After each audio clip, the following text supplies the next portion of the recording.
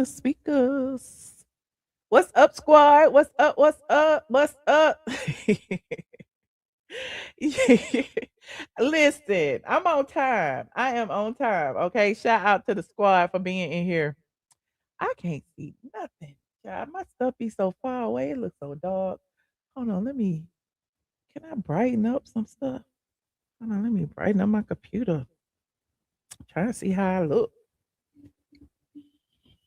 Oh, it's too much contrast. I don't know what's going on with my computer. When I turn it off and turn it back on, I be feeling like I have to reset everything. The color messed up, the this, the that, the this, the that, the this. Hold on, let me see.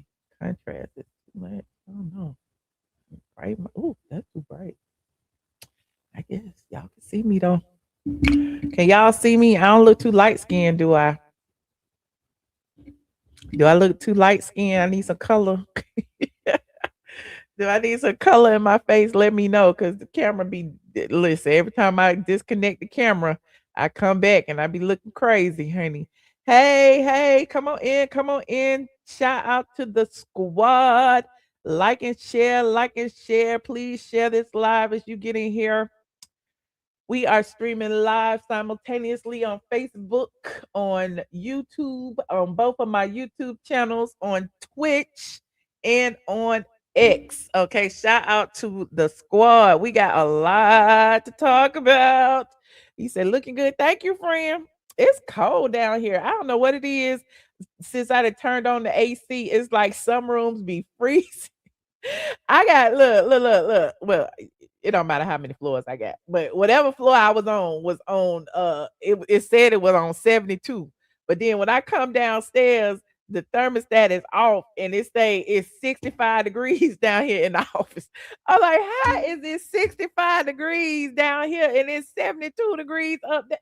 I am so confused. Okay. And this thermostat is off. Why is it 65 degrees? Somebody help me. I came in here. I thought I was condensation was gonna come out my mouth. It's cold. Listen, it's cold to me. Okay. It's 65 degrees in here. It's cold to me. I think 72, 73. That's a comfortable temperature. Okay. When you at 65, you like, "Ugh, I don't want to be 65. Even when it's hot outside, I need to be around 72, 74. Okay. It's cold to you too. Okay, okay. Heat be rising. Okay. But I mean, still, it's like, but when it rises, it's still too cold down here. It's nothing is on down here. Anyway, I'm digressing. Y'all, enough about me. Enough about me. Welcome to the squad. Welcome everybody. Welcome to my new members who joined today during my vertical live. I saw a bunch of y'all joining. One of my squad members gave away some free memberships. I'm like, dang, I gotta do some vertical lives more often.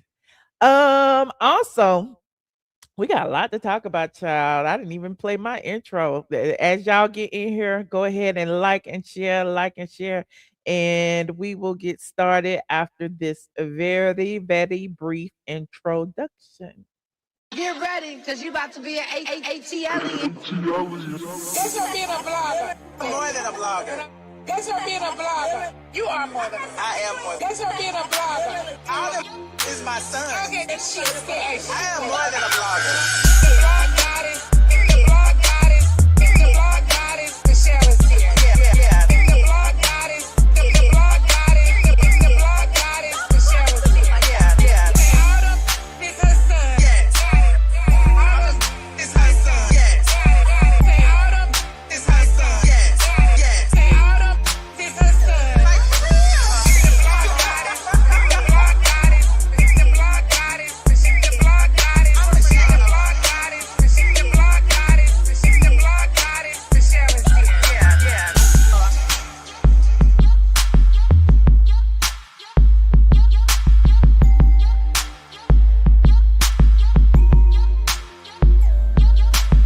Autumn is her son. Like for real.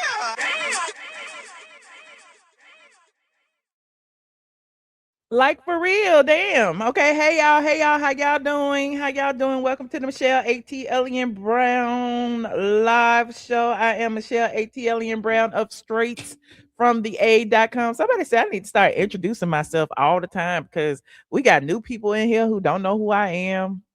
They got people who don't know my history. They got people who think that I just picked up a mic and decided I should start blogging about people. They got people that think I'm stalking Kenya more because I read court documents.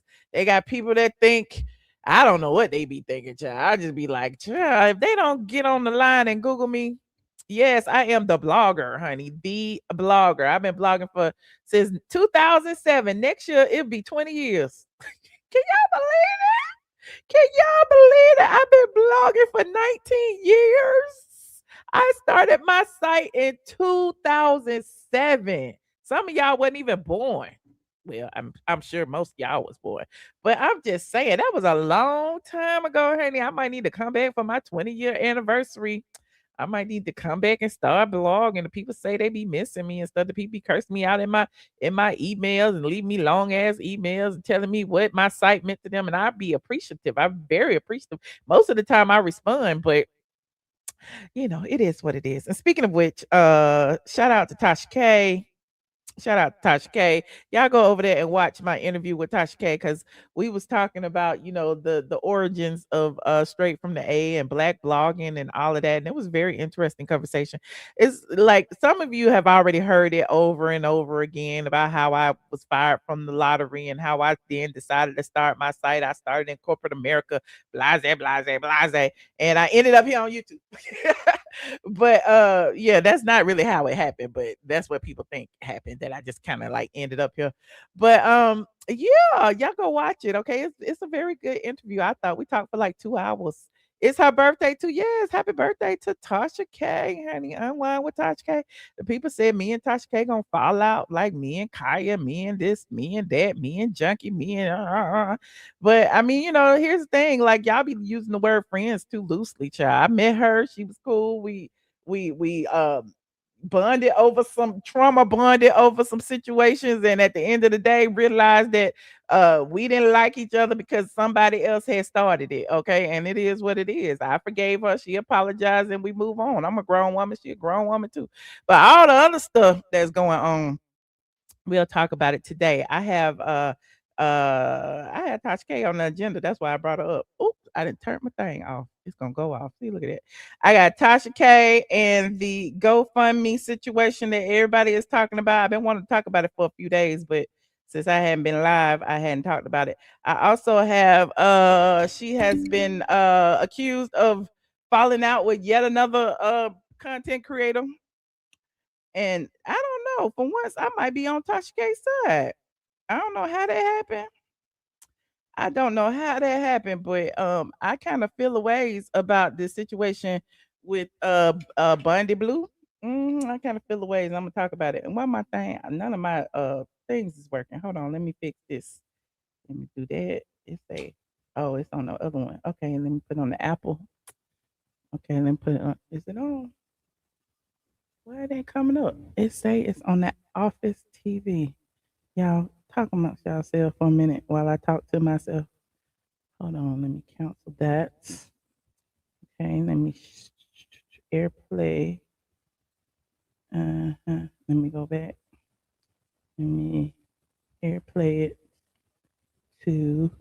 Oh, there you go, to the office. Okay, it's on there. All right. You said one of your squad members donated $100, child. All right. Shout out to the squad, child. We gonna she's not my first topic, but we're gonna talk about Tasha K. We also gonna talk about T.I. I got T.I. on the agenda. Y'all been asking me to talk about T.I. for a minute. I'm so tired of talking about or talking amongst my friends anyway about this damn beef between T.I. and Curtis Jackson. Okay, I don't know if I'm gonna talk about all of that today, but I am gonna talk about a comment that T.I. made on the blogs talking about women in Atlanta. And I'm like, it kind of struck a nerve because I am a woman in Atlanta. And he said the women in Atlanta aren't as progressive as they used to be. And I'm like, what women is he talking about? We're gonna talk about that. Also, I have who else I got on here? Real Housewives of Atlanta. A teaser drop, but what wasn't really the teaser. It was like the little intro or whatever with no taglines. We'll talk about that. And Kandi and Todd. Yeah, I got a couple of things to chit chat about. You said you would tip. You are with Tip, honey. We're gonna look at it. Okay, I'll start with Tip. Okay. Shout out to TIP. I was over here scrolling on one of my favorite blogs over here on sandrarose.com. And as I was scrolling on sandrarose.com trying to find me something to talk about, I saw this picture of Tip with his hat tilted to the side, honey. And I was like, look at Tip, what's going on? And Sandra said that T.I. says Atlanta women have lost their independence. They are very difficult to deal with. And so I'm like, well, T.I. has been married to Tiny for about 20 years or so. So I'm like, which women is he talking about? Is he talking about his women's? What women is he talking about? His jump offs? Is he talking about the women that they say that they be tricking to do X pills? What women are they talking about? I just want to know. So we're gonna listen to the clip and then I'm gonna share. Okay, so according to Sandra, T.I. says Atlanta women have lost their independence.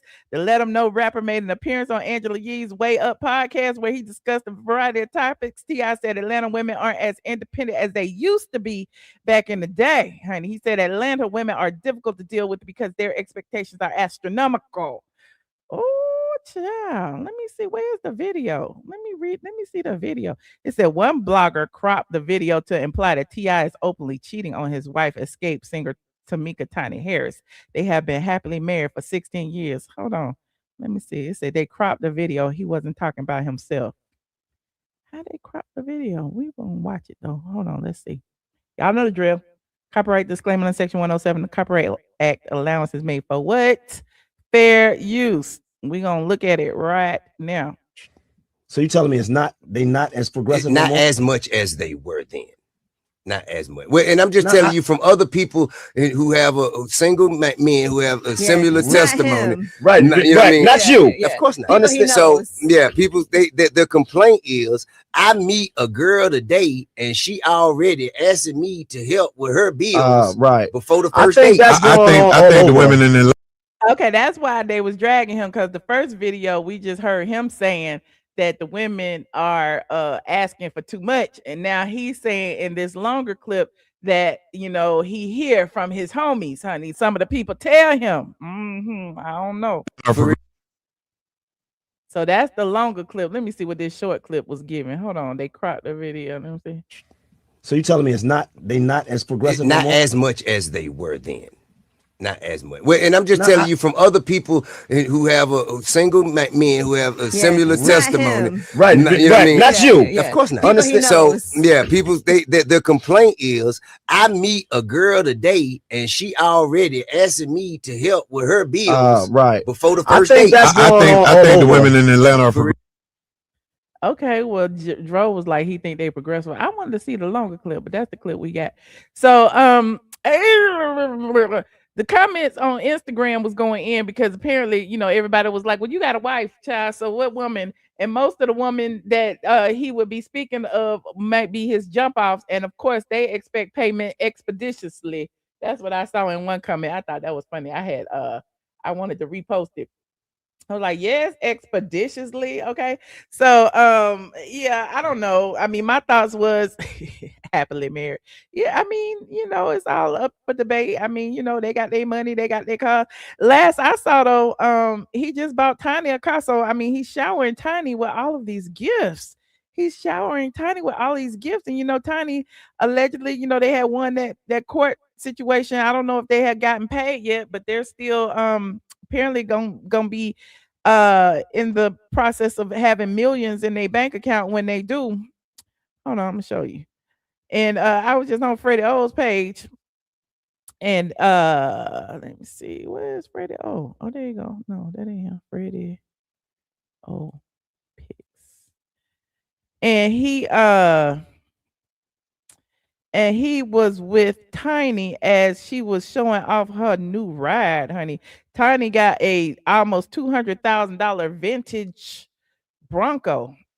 I'm like, wait a minute, not the vintage Bronco. Tiny Harris made her exit in style, pulling off in a custom pink classic Ford Bronco. Let me see. Hold on. Freddie extra, so we're gonna see what he gonna do. Called Pope Harris has a new vintage Bronco, and when I tell y'all, it is amazing. Y'all got to get you one. Hey, did you Major? Major, you driving? You driving? Who driving it? Tamika. Okay, it's cute. So you know that pie that process. Y'all, look at my sister car. Look at your mama car. Your mama look. Oh my God, girl, look at your car.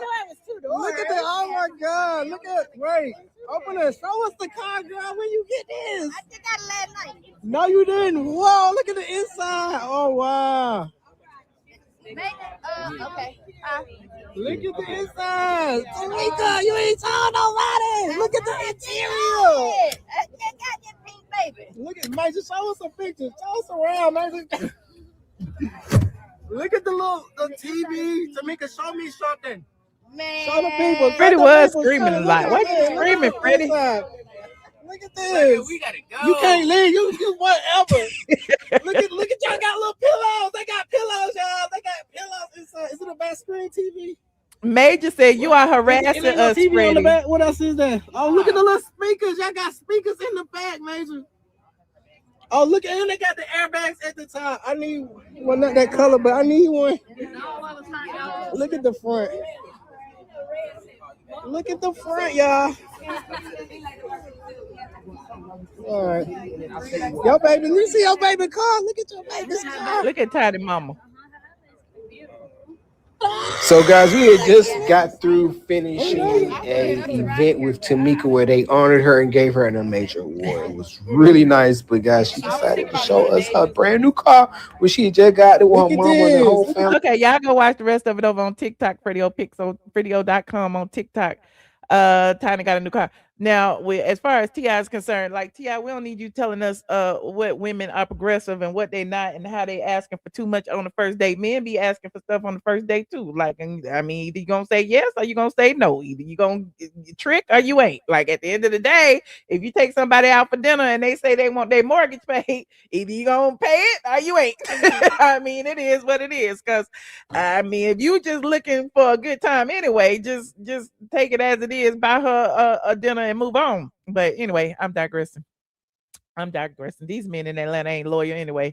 So if they ask you for kitty cat, okay, ask them for your car note. I mean, I'm just saying they be asking for so much. These men out here are divas too. Look at Todd Tucker. They be talking about Todd Tucker got all the money from Kandi. That's what they saying. So if all the men get all the money, child, all the men gonna want all the child support, then you need to go ahead and set it up in the beginning, honey. Go take his money while you dating. Anyway, moving on. Like this video. And look, people like T.I. and RHOA and whoever else, they out here at the club anyway asking these girls for dates. Of course, they gonna ask for money. They looking at T.I. pulling up in a Rolls Royce. Why wouldn't I ask you for money? You look like you got it. You leading with your money. You leading with your Rolls Royce, with your Louis, Gucci, and Prada on. Okay, if you leading with all that, at least pay the bill. Right, these men is not loyal. Okay, that's prostitution. No, it's not prostitution. If the man asking, I didn't say give him no kitty cat for no money. I said he asking for kitty cat, asking for some money. That's what I said. I didn't say sell him no cat. No, not me. Here. See, I don't ever talk about dating, but the trick is to get the money without giving anything. The trick is to get your bills paid and to get your Louis, Gucci, and Prada and your new purses without giving up the cat. That's the trick. You ain't got to do no prostitution. Only thing you got to do is get good conversation. They gonna give you money because they paying for time. They paying for your great conversation, your knowledge. They're paying for all of those things. So that's not prostitution. That's a consultation. That's not prostitution. That's a business meeting. Anyway, I'm digressing. Okay. Like this video, please, and thank you. Like this video. Now, next up on this agenda. Am I going in order? I don't think I'm going in order. Okay, it's Tasha K. Let me go ahead and talk about Tasha K. Or should I talk about I talk about Tasha K, and then I talk about Real Housewives, and then I talk about K Michelle, and then I talk about Kandi. Okay, I got it. Okay, so Tasha K created a GoFundMe. Okay, now I know you know Unwind with Tasha K and the situation with her and Cardi B, Tasha K filed for bankruptcy. You know, we was covering over here. I was dragging Tasha K with that bankruptcy court because they was like, they gonna take your car, your house, your everything, honey. They gonna take your baby stroller. They gonna take all these things. They gonna sell it to pay for your bankruptcy bills. But Tasha K actually filed for Chapter 11, and she didn't have to do all that. She made it was a reorganization of her business expenses, and so now you know she's making monthly payments. So apparently I don't know if this is what happened or not, because listen, I ain't talking to Tasha K. This is just me just doing my own commentary. Okay, I saw on the internet Tasha K had did an interview, and she was just talking about how rich she was and how she had 20, she only paid Cardi B like 20,000, or she paid all of her bankruptcy creditors 20,000 a month, but she made hella more than that. And so she was acting like, you know, she a millionaire and stuff. So I feel, this is my own personal interpretation of the situation, that Cardi B watched that interview and now she like, oh no. She got all the money. Tasha K got all the money and I got all these babies. I don't have no baby daddy no more. I gotta pay this, I gotta pay that, I gotta pay this. So she wants to take Tasha K back to bankruptcy court. She wants Tasha K to personally sit for an examination to examine all of her bank accounts to figure out where all the money is. Okay, she paid a minimum. Okay, that's what she said. Y'all let me know because y'all know more than me. So yeah. So then, you know, it was on TMZ that Cardi B wanted Tasha K to sit for an examination. All of that happened after the interview. Allegedly. Again, I'm just sitting here watching, drinking my tea on the rooftop, swinging and scrolling. I'm like, is that what happened? You know how I am. I see all the tea and I just put it together. So yeah. So when that happened, then you know they said Tasha K had crashed out on the spaces, and she said she was tired, she was sick, and she was tired of Cardi B constantly harassing her. It's like she can't say nothing. It's like she monitoring everything she say, she monitoring everything she do. And now because she has this a judgment against her, it's like she's holding it over her head so that every single thing she say, Cardi B comes back and asks for something different. That's what I got from it. You said Tasha K be trolling. She said her money has the money and not her. Oh, okay. If she got everything in a trust, she wouldn't have to worry about it. Okay. Oh my God, did she think Tasha is a rapper or something? It's so annoying. I don't know. You know, I was talking about this earlier, how I get it. You know, we was all dragging Tasha K for that damn Cardi B situation, and how, you know, she should have took it down. She could have took it down. She didn't take it down. She stood on business. And I don't know, honestly, if I would have told her differently, you know, because I've been standing on business for 20 years. Like, I have never taken nothing down. I was sued by Chris Stokes. I didn't take that down. It's still on my site today. So, I mean, it's just kind of like, when I look at it, I'm like, why you target her though? Out of everybody who was talking about this situation, after the situation actually started on Lipstick Alley, because we was talking about this too. Like, where did it start when they was talking about Cardi B had the herpes? Where did it start when they was talking about Star Marie was her roommate? Where did it start? And you know how I always go through the internet and try to figure out the origins and stuff. That's just how I do, because I'm bored. I be doing shit. So yeah, it started on Lipstick Alley before Tasha K even deep dove into it. So of course Tasha K saw the story on Lipstick Alley, decided to deep dive, decided to, you know, get some more information, decided to interview the roommate, and apparently the interview with the roommate was lying. Okay, apparently, but you said Tasha never said Cardi's name, but it's like, why did Cardi come at Tasha so hard? Okay, why we talk about this all the time? How there is a level of discrimination on these internet streets. Okay, especially when it comes to women, especially when it comes to unambiguous Black women. And listen, I say it all the time. Y'all talk about me. Y'all be like, "Well, Michelle, you racist if you say that," and I'm not being racist if I say that. But biracial people, the people with the light skin and the long hair, the people with the green eyes, the people who don't look like us, they don't get that issue. They don't come at them like that. They go online, they be making up stories and and I ain't saying no names, okay? They be making up story after story after story, and it be worse than what anybody else say. But apparently, because they look a certain way, they don't target them. Hell, some of the Caucasians be doing the same thing, but apparently because they Caucasian, nobody bothers them. But it's like black women, we get the brunt of everything. They try to silence us, they try to shut us up, they try to act like we are not allowed to have an opinion. And I don't like that. I don't like it at all. You said, Lord, may the real Michelle please stand. No, I'm just saying I don't like it. And listen, there are a lot of people who have been dragging her for this GoFundMe. But you know, she was crying on live, said it's been 9 years and she wanted to break the chains and all that. And listen, you gotta feel a little bit of empathy. Just a little bit. Y'all don't feel a little bit. I feel empathy in my heart for her because at the end of the day, she made lemons out of lemonade. She still continued to grow. She still continued to move forward even after facing the humiliation and the embarrassment of going through that court case and losing and all of that and having horrible attorneys and having everybody drag her. So at the end of the day, now that all of that is done, can't we just all get along and move forward? She been talking about that lady, and now the lady coming back and want her to sit for more examinations. It's like, dang, the lady had kids. The lady that moved 15 times. She rented an apartment here. She rented, like, let it go. You said, what? Talk about a topic and then going after someone day in and day out just because they won't give you an interview.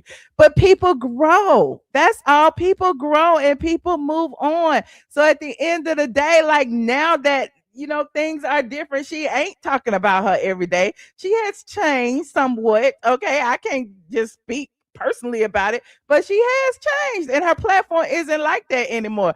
But you know, he said, I like Tasha, but she shouldn't take it. She should have taken it down, but she didn't. Okay, we here now. We here now. Okay, and so now what do you do? So I guess you know her people wanted her they was like, we'll help. Hell, we tired of it too. So she created a GoFundMe, and so in the GoFundMe, let's go see what she got on the GoFundMe. I'm nosy. I'm so nosy on the GoFundMe. Hold on, let me go see. Did I pull it up? Oh, there you go. How much she got in it now? Let me refresh. Hold on. She done raised $9,000, honey. $9,000 of her 3.5 million. So y'all look, I mean, and the thing is, people are mad about it. Some people are hurt about it. Some people saying, you know, it don't make no sense. She should never do it. But at the end of the day, it's like the same people who are dragging her are the same people who had GoFundMe accounts too. Like, I'm just saying, if like how can you sit there and humiliate and demean and talk about another content creator, Ding Dong, ain't that his name, Ding Dong with the big horse teeth? How can you sit there and call another content creator ugly, nappy headed, and all of these things and demean her as a woman? And then didn't you have a GoFundMe too? Did he have a GoFundMe to get money from for a lawsuit or something? So it's just weird that people are like, you know, trying to like knock her down a peg and they be doing the same thing. That's all I'm saying. Like, you know, if you want to donate, donate. If you don't want to donate, don't. It's the same thing I say about my Patreon. If you want to be on Patreon, come over there and give me your money. If you don't, stay over here on YouTube. If you want to be a member, pay your membership. If you don't, okay? So, you know, people like, you know, it's a recession. Ain't nobody got no money to be helping her pay her this, that, and the third. Well, don't help her. Let somebody else do it. Let somebody else do it. She created this situation solo, so I wouldn't send her a red cent. That's you. I'm just saying, like, I mean, maybe you might need help one day. I'm just saying. Sometimes you have to open your heart. Anywho,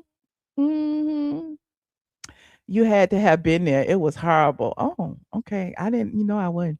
Life is too short. Move on. Okay. Did I say let it go? Oh, you know, I don't like them words. Oh, I didn't mean let it go. No. Keep doing it, honey. If y'all want filler ways, keep it going. But I'm just saying, if you feel ways, Cardi B is your right to feel ways. Okay. But I'm just saying, sometimes you have to have a little empathy for your target. Okay. Sometimes when you crush the competition, if you like, what's the point? Do you want it don't matter, just you beating a dead horse. That's all I'm saying. See, I ain't beating no dead horse because he gonna crack. He's still running around. So I ain't beating the dead horse. Uh I live for the chat. You made a good point earlier about other content creators talking about her, but they too have begged for lunch and travel fees. Exactly. And I think I saw a clip of the ding dong dude that was running around spraying baby oil on him at the courthouse.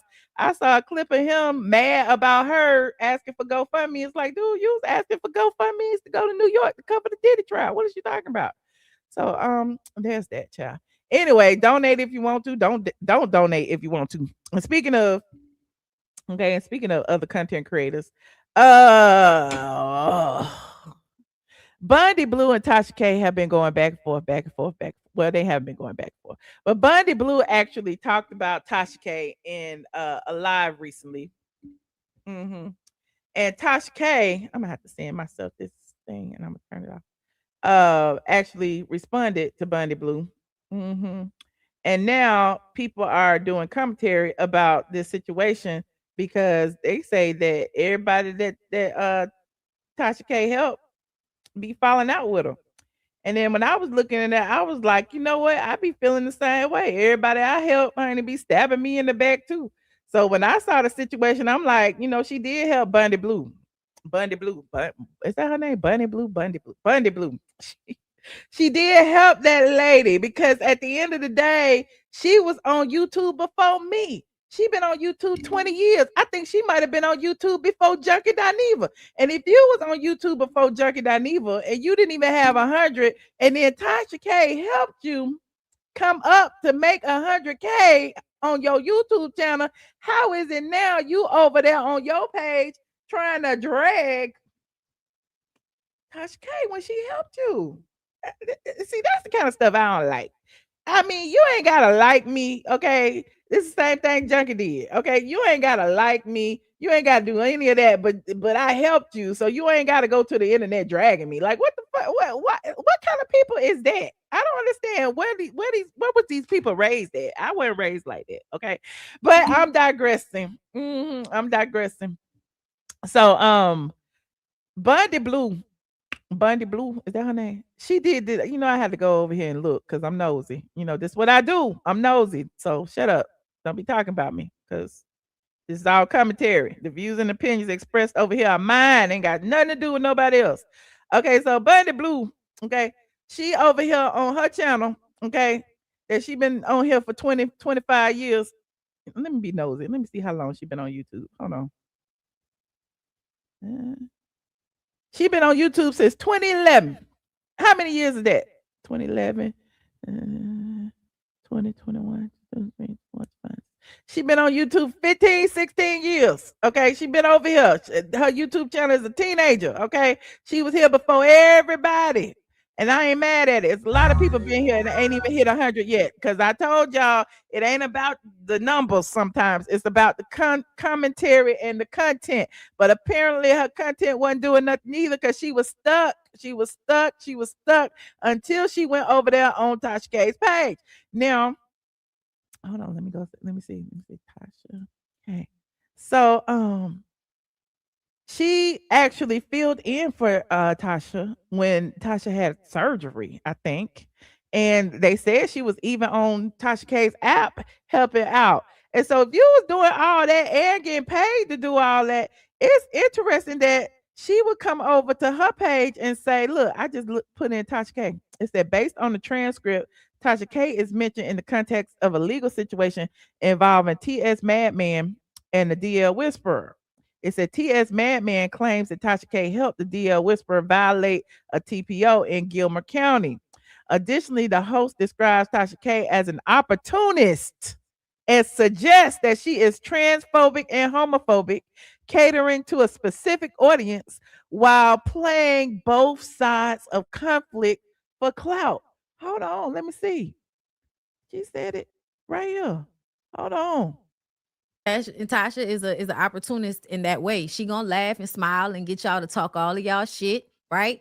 Oh, now she call her an opportunist, and you got your opportunity from her. How she an opportunist? Opportunist. How she an opportunist, and you got your opportunity from her? Hold on. You may even think that she believe or agree with some of the shit you say, but you'll never really know. You'll never really know. But she get y'all up there and make y'all think that y'all the same type of people. She ain't getting arrested. Oh, wait. Is that a blunt? Is she smoking a blunt on? Wait a minute. Let me see. She is smoking a blunt on the YouTube. Is that a blunt or is that a black and mild? I can't even make it big. It won't let me make it big. Lord, hold on. Let me go back to the thing.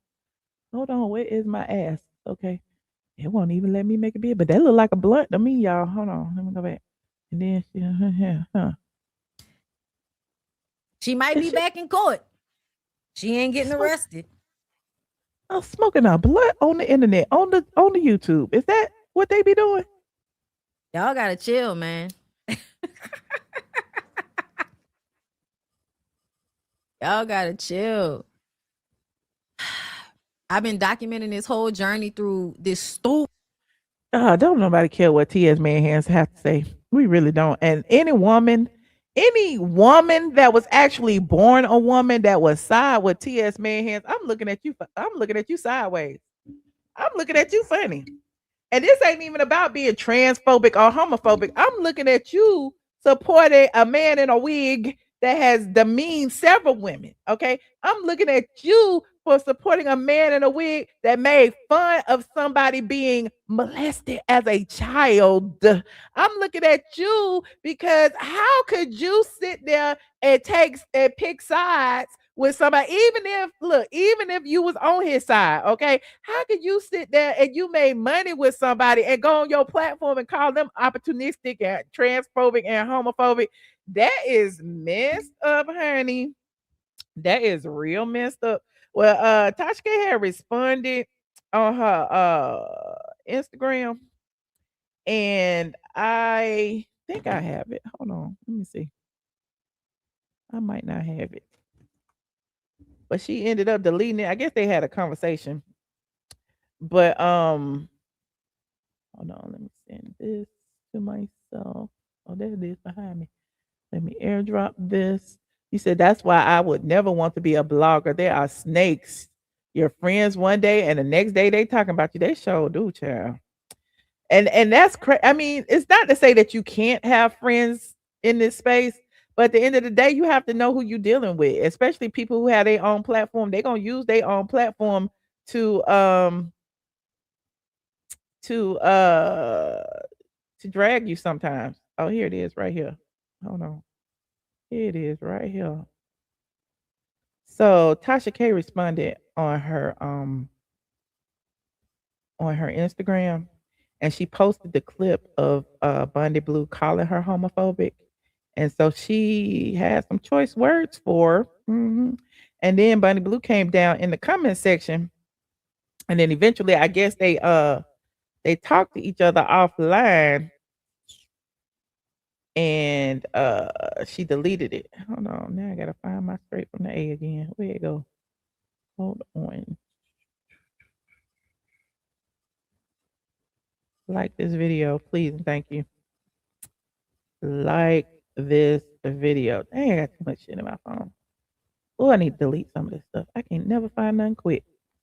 I can never find nothing quick. Library. Straight from the A.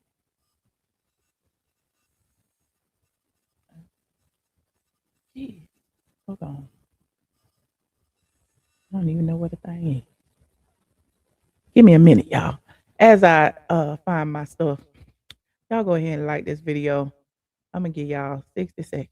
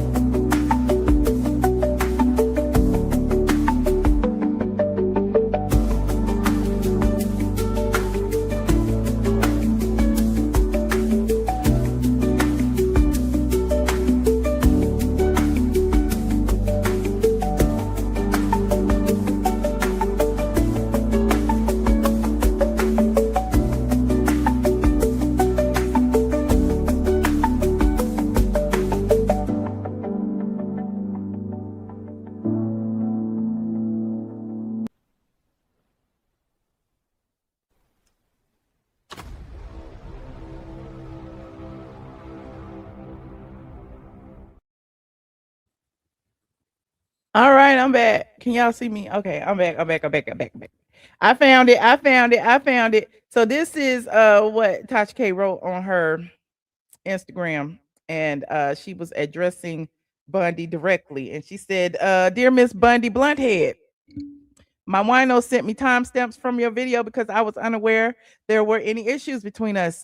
No beef here on my side. You worked for my husband and me for nearly 2 years as a bisexual black woman. So the claims that I'm homophobic and transphobic are interesting. The man you're referring to as a criminal is a gay black man. I've had long friendships and collaborations with people like T.S. Manhan, Storm Monroe, and Armand Wiggins, platforms I helped grow and people I helped make money and countless others. I actually marry same-sex couples. Funny how when relationships end, suddenly I'm homophobic and transphobic. Did you determine this before or after my husband and I parted ways with you? For the record, we put thousands in your pocket. So this was what she wrote, and she had actually the timestamps on the live stream. Now, Bondy Blue got in the comment section, okay, and said, "What I do?" Okay. And then Tasha K responded, "After you cashed all the checks or after we parted ways with you." So it is interesting that they was going back and forth. That's all I got with it. And then Tasha posted this in the Instagram. And I'm in agreement with this right here. Be careful with folks around you that you associate with who happen to be gay. Some of them make gay their entire identity. They will tell you that they're gay before they mention their hobbies. The moment you check their character or disagree with them, suddenly you're labeled homophobic or transphobic just because the person you check happens to be gay. To me, that's deep rooted insecurity being projected onto straight people who are comfortable in their own skin. Being straight is not my identity, it's my private sexuality that I share with my partner. Why are you making homophobia the topic of discussion simply because I told you that you are two faced? Deflection at its finest. Avoid folks like this at all costs for your peace of mind. Another level of narcissistic personality disorder that needs to be amplified. So I guess Bondy Blue went over to her page and started talking about homophobia. I don't know. I don't watch her, but I'm sure y'all know. I'm just reading, child. I don't know what order it was in or why, but I do agree with this situation about how it seems that people lead with their sexuality. What is the problem? Just like, the other day, if y'all saw my live with my friends who happen to be gay, we had disagreements. They thought what they thought, I thought what they thought, but we wasn't over here fighting with each other and calling each other homophobic, heterophobic, transphobic, or any of that. Just because I feel a ways about one trans person don't mean I feel a ways about all trans people. Just because I feel a ways about one person who happens to be gay does not mean I feel a ways about all people who happen to be gay. I mean, it's really weird that y'all do that. You said Storm actually said he was bi. Oh, okay. That's not my business. I don't care what Storm be doing over there. You said, who is Tasha K falling out with? Bondy Blue. You said Storm caught her straight. I never thought he was straight, but that ain't my business. I ain't never asked him, but I never thought he was straight. Because we used to call him, our nickname for him was Flaming Monroe. Not Flame Monroe, Flaming. Uh he said Tasha K folded her up like Kalani. Well, I'm sure they still over there talking, honey. I'm sure. But anyway, it was interesting, because again, sometimes you help somebody when you get to certain levels and people see you're at certain levels and they see they can benefit from your level. It's a lot of people who latch on to you, and it's a lot of people who, once they get what they expected out of you, whatever that is, and either you leave or they leave, and especially if you leave first, they feel a ways. Okay. A lot of times they'll try to sabotage you. They will try to make other people dislike you. They will try to do all kinds of things. I've been a victim of it myself. So I was just seeing it, and yeah, I was side-eyeing Bundy Blue for even taking up for T.S. Madison, knowing that T.S. Madison has done the things that he has done. Who is there to call him out on his bullshit? who is there to hold T.S. Madison accountable for the things that he does? Like, I am in awe of all the people who actually feel that he's a victim in any of this, when he literally has stalked, harassed, talked about people's children, talked about people's mamas. He has done it all. But when somebody says anything about him or his mama is a problem, it's an issue. It is weird. It is weird. They scared of that man. I'm scared of that man too, child. I am. Not y'all discussing him Storm Monroe, and that y'all ain't got to do that. That ain't my business. I don't know who he sleep with. You said she was good before and she'll be good after. Okay, I'm not saying she not. I'm just saying it's hypocritical to use somebody to benefit your platform and then go on and call them an opportunist, as if you didn't get an opportunity from them. That's all I said. It's kind of interesting to call somebody homophobic and transphobic when you are publicly bisexual, I'm assuming, because Tasha said it in her statement, and you work right next to her. So I mean, you didn't have a problem with it when you were getting money, okay? Just like T.S. Manhands didn't get a problem with nobody being transphobic when he was getting money. when Kaya was sitting next to him, nobody was transphobic. When she was talking about the gays being in blouses, nobody was homophobic. So I'm just saying, it's really interesting how people will flip flop and change just based off of their level of opportunity. Okay. Anyway, speaking of T.S. Manhands, moving on, like this video. Where am I in my thing? Tasha K and Bondy Blue. Oh, I was gonna talk about K. Was I gonna talk about K? I'll go ahead and talk about the DL Whisperer and T.S. Manhands. So apparently T.S. Manhands has felt the ways. I don't know. I don't care. He's trying to rewrite the narrative some kind of way, trying to pretend to be a victim of this situation when he was actually the aggressor.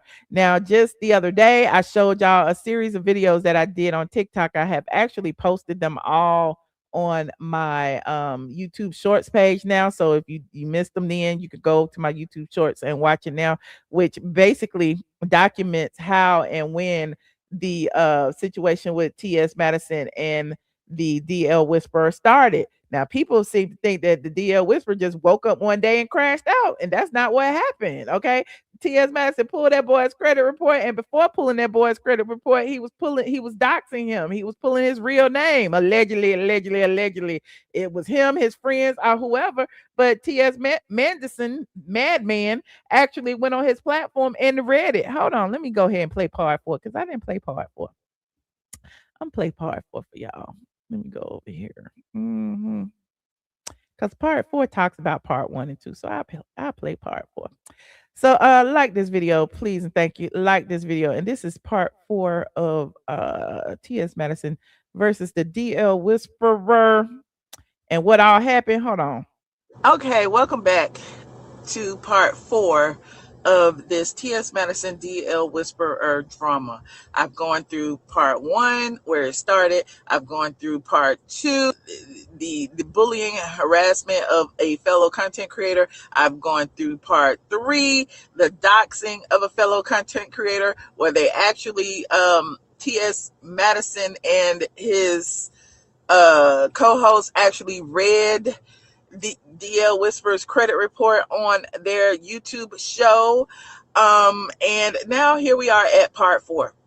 Now, I know a lot of people seem to think that I am Team DL Whisperer and that I am the savior of him. I am not. I have said it not once, not twice, but 3 times. These are 2 men fighting. And my mama always told me, don't get between 2 niggas fighting. Okay. Let these niggas fight. However, as a content creator myself, I find it interesting. I provide commentary and I am commentating on this beef because it is really intriguing. Okay. It's really intriguing. Now, there are some people in my comment section who have also said that, that I need to save him, or that I should put money on his books, or that, Tasha K needs to go save, whatever. Here's the thing. How is it always doubling back to it's the black woman's responsibility? The DL Whisperer got online. He talked about what he felt was information that women needed. Okay, he was pro-woman, pro-biological woman. As far as I could tell, I don't know the man from a can of paint. However, it seems like when I see commentary about him, everyone is like, well, the gays. Let me be correct. The gays are upset with him for talking about it. And they're not only upset with him. No. They're upset with us women who, liked his content, which is weird to me because, again, it all falls back to us, okay? It all falls back on the black woman needs to save these black men, but these two men fight and let them fight, okay? I'm not getting in the middle of the fight. I'm just providing commentary. After T.S. Madison read the DL Whisperer's credit report online, he crashed out. He didn't find out till 2 days later, I don't think. T.S. Madison and his co-host streamed that video that I showed y'all of him talking about the credit report. Hold on. Let me show you. A bitch that's gonna be, I don't like the Doxxing shit. Right. But don't you, for once, think that because you sitting on talking about something, you done look me up and you done research me, like I don't have a file, like I don't have your file on my desk too. I just don't be online doing that. Yeah. Because and it's really illegal to do that. I can scroll over and show you a girl's credit report. Yeah. Matter of fact, I'm gonna do that. And I'm like, girl, I wouldn't even, you know what I'm saying? I wouldn't even do this to you because I wouldn't even delve. Now y'all see the transcript, okay? The speaker references someone having a $62,000 balance with a $371 monthly payment. Mm-hmm.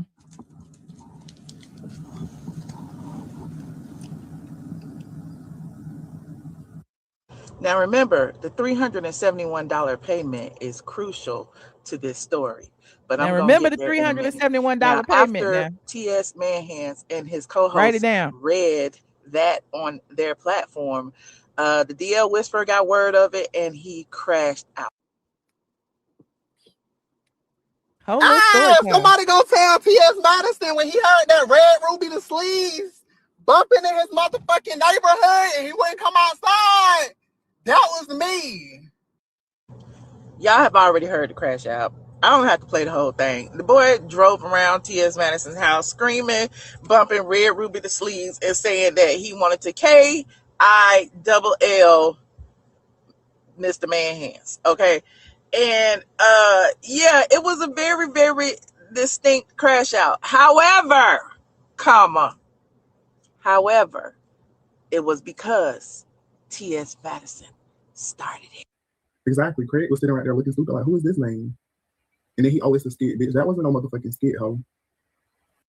Now, as you can see, he references Craig reading the credit report that I just showed you earlier.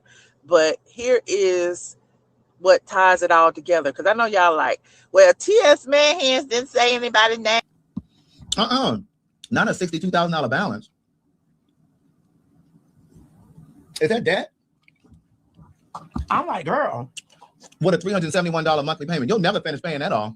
Can you imagine if somebody was reading your credit report online and you knew they was reading your credit report and you knew that this gang of thieves actually had your motherfucking social security number and they already accused of thieving and stealing and fraud and all other kind of things they've been accused of? Can you imagine? Isn't that a form of identity theft? But hold on. Here is the thing that ties it all together.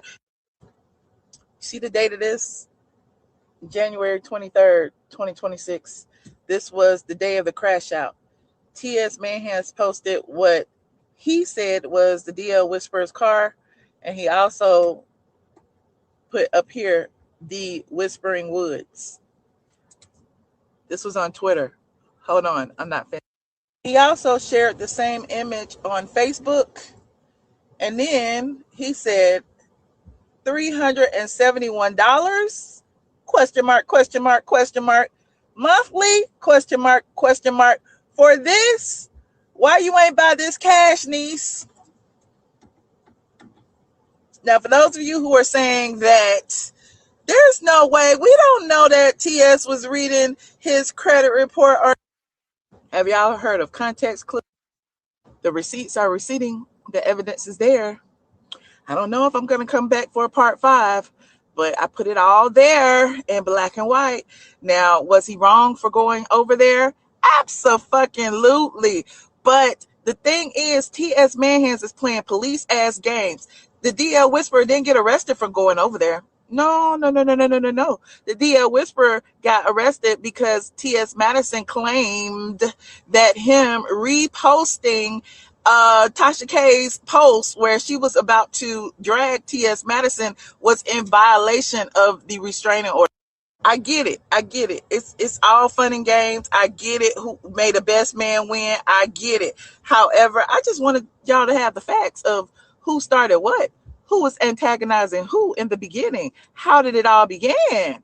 Now, don't cry now because this man has approached you when you were being all manly and posting his credit report all online. Because if it were a woman, T.S. Manhands would have definitely start spewing that violent rhetoric that he always does. Anyway, signing off. Tap that and slide and swipe. Tap that and swipe. Tap that right there and swipe. That $371 payments. Tap it. Okay. Tap it. Now, why? Like, people are like, well, it doesn't matter. It doesn't matter. But it does matter. Why he had the boy credit report in the first place? Like, what are you talking about? Just like, they were saying that he got T.S. Manhand's address. Like, at the end of the day, getting somebody's address is not illegal. Like, people be getting my address. Like, are you serious? So, I mean, when you see all of this put together and you see all of the games that T.S. Madman has been playing and how he literally did that to that boy because that boy was actually exposing the fact that he got that starter home over there, okay, his other house, living nobody is in it. It was empty for over a year, okay, and he only got one person in it in the end of December, and that person happened to be a TikToker from Orlando. There aren't any homeless, indigent, transgender people in Atlanta that could have benefited from the starter house. There aren't any transgender people in Atlanta that just got out of jail that could have benefited from the starter house. No, it sat empty for over a year while he was accepting donations, and the DL Whisperer was exposing it. And so then he decided that he would go to his platform and drag him. And then the DL Whisperer was exposing Dominique because Dominique was pissed off that they were exposing the starter house. So yes, when you look at all of it, it's like he does this. He plays victim and then he tries to target people who exposed him. He's targeting me now. Now he's talking about I was doxing him. And y'all know I don't dox nobody. Okay. We have looked at several houses online. We even looked at T.S. Manhand's house when his realtor put it online. So at the end of the day, how am I doxing you when your realtor put it online? You weren't even living there yet. You post the front of your house every day. Okay. People say don't ever post the front of your house because the only thing anybody got to do is put the picture of the front of your house on Google and it will tell you the address. Okay. So, I mean, if you was getting doxxed, you was doxing yourself by posting your address, posting your house and your inside of your house and all of that. I don't be doing all that. I don't be posting in front of my house. I don't do that. So if you got my address, it was without my permission, honey. You said he looking for a court narrative. Exactly. He is definitely looking for a narrative and he's using his followers who aren't paying attention to rewrite a story that he started. The boy was actually over there talking about T.S. Madison calling, with Nene Leakes when he said that the men he was with was straight too, and that he didn't date gay men. And so when the DL Whisperer talked about it, T.S. Madison reached out to him and said, "Oh, that's a troubling narrative. You need to come on my show and talk about it, and you need to say that trans women are women. Don't be saying that the men are gay or whatever he said." But yeah, so no, he should not have been doxxed. Okay, he should not have been doxxed. And listen, and I understand his crash out. I understand him being upset. He shouldn't have went over there. But again, that's not even the reason why he's arrested. What he was doing was he was crashing out online, expressing. Listen, y'all people online who use the internet as your personal diary and be like, oh my God, I can't hate this person. I want to kill this person. That person can then use that as terroristic threats. Okay. Now all of a sudden they the victim when they know they was doing shit to him to start with. And so those are the things that he was doing online, mad, upset. And then even with TS Manhand's mother, he was talking about Miss Mary need to be on Ozempic and all that. He didn't say nothing about hurting that lady, or did he? I don't know. But I'm digressing. Okay. I am digressing. You said when the Attorney General is going to get involved, that's what I am waiting for, child. We will keep an eye on it. I will keep reporting on it, honey. I will. You saw me on Tasha K. Thank you so much, friend. Welcome to the squad. That's why I don't watch him. He do low down dirty taxes. He does. He throws rocks, hides his hand, plays the victim, accusing everyone of coming for him. What responsibility does he have in any situation? Like even in the situation with me, people will keep saying, well, you started it. Well, when has TS Manhand started anything? Where's the Mandy Mob, or whatever y'all call yourself? When has he started anything? He's just an innocent victim. He don't never start with nobody. Everybody always picking on him. It is so freaking weird. But anyway, I'm digressing. Y'all like this video? Please thank you. Like this video. You said, is he still in jail? Yes. And I was just about to pull that up. He is still in jail. Well, I don't know if he's still in jail. Let me not say that. I did see his jail video online when hold on, who was it? When they denied his bond the first time. Hold on, and I'm play it for you. It was on, I think it was on Industry on Blast. Shout out to Industry on Blast. He actually appeared before a judge and he was upset then because here's the thing. Now TS Madman is going to be using the DL Whisperer for content, right? All the things that he didn't want the DL Whisperer to do, to talk about him, to say his name and all of that stuff. Now he's doing it. You know, it would have been better for all involved if they got a joint restraining order, which is what I ended up getting against TS Madison back in the day. Okay, if y'all don't recall what happened between me and TS Madison, please Google it. It's all on Straight from the A as well. But I had a restraining order against him, and then he went to court and tried to play the victim again, saying, you know, trans women get killed every day, and they're just doing this to me because I'm trans.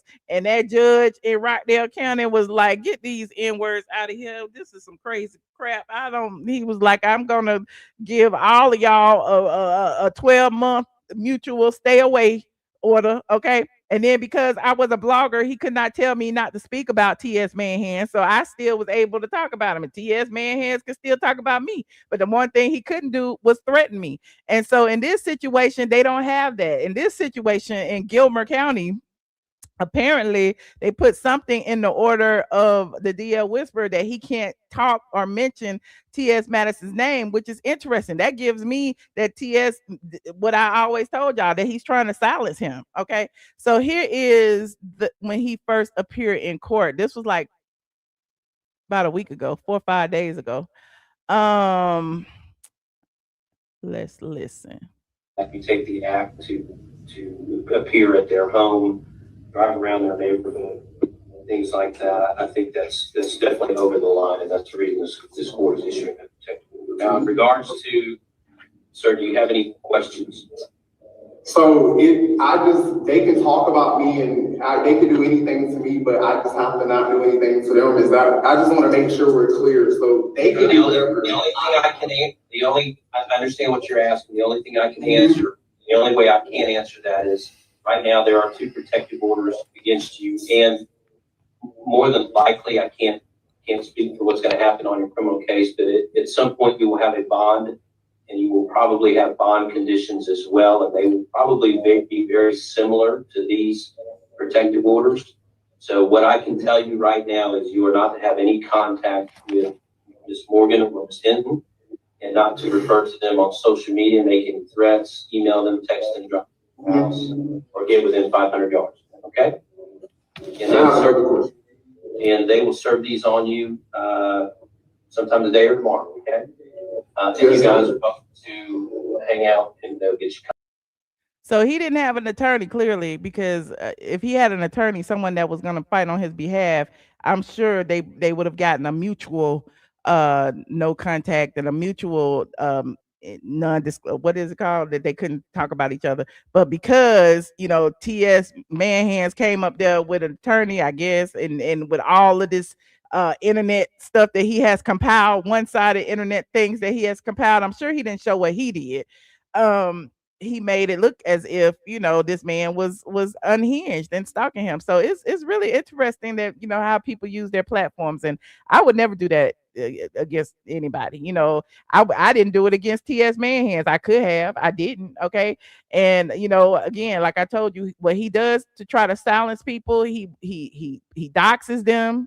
Just like he put my phone number on the internet, he flags their channel. He flagged the DL Whispers pages before any of this happened.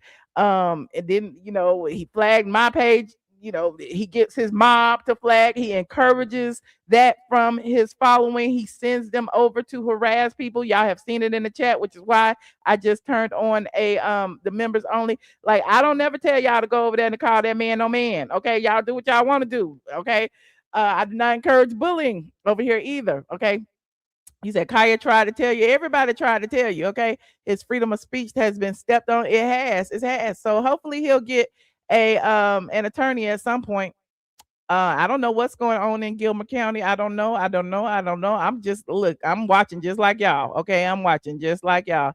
Anywho, you said you read Lee's TS is surrounded by darkness. He's definitely a dark soul. He is definitely. When I see him, only thing I see is a big demon. That's all I see. Okay, all right. What else is going on? You said he shouldn't have drove there. That's what Joanna man wanted him to do to get him locked up. But that's not what got him locked up, friend. Because here's the difference. And I hate to use myself as an example, but TS Manhands lives in a residential area. Okay, the street that runs in front of his house is a residential street. Okay, is no private access anything, so the street does not belong to him. His property belongs to him. So as long as the boy didn't step on his property, he didn't do anything illegal by driving past his house. If that was the case, you driving past your ex-boyfriend house would be illegal too. Okay, but it's not. Now if you go on his property, that's illegal. Now if you go to a property that has a gate that is secure, and you go through the gates, and the property or the neighborhood is under 24-hour surveillance, then as soon as you cross that gate, then you are trespassing. There is a difference. Okay, so there is no gate. Okay, it's literally a public street. But anyway, moving on. Like this video, karma is what it is, child. It will happen. Let me see what's next on this agenda. The RHOA teaser reaction. We already saw the Real Housewives of Atlanta trailer. Now it has been brought to my attention that there is a updated intro that's been floating around online. Now the intro isn't really updated. It's literally last year's intro with the two newbies tacked on to the end. Now let me see if I can find it for y'all. Like this video, please, and thank you. Like this video. Liquid Sunshine said, you know how the internet is. Someone will dig up those bones and spill tea, make content. This sounds like scamming. Let's talk about it. Okay, shout out to Liquid Sunshine. Thank you, friend. You heard something was leaked that wasn't supposed to be out there. But they said, well, maybe it wasn't, because I don't see it no more. Let me see. See if I can find it. Let me see if I can find it. Okay, there it is right there. Okay. It's all on the Twitters. Okay. It's only like, is it 3 seconds? Let me see. Oh, that's last year's. Oh, that's last year's. So it looked just like this. Let me see. Is this? What's this? Why be so nasty? Oh, that's old too. Nah, I can't find it. I can't find none of them. They might have took it down. Let me see. RHOA season 17. See if I can find it. Well, I do have the image. Okay, here's the image of season 17. Look at everybody. Look, everybody's still in the same place they was last year, except they put Pinky all the way over here on the left, and they put K what's the face all the way on the right.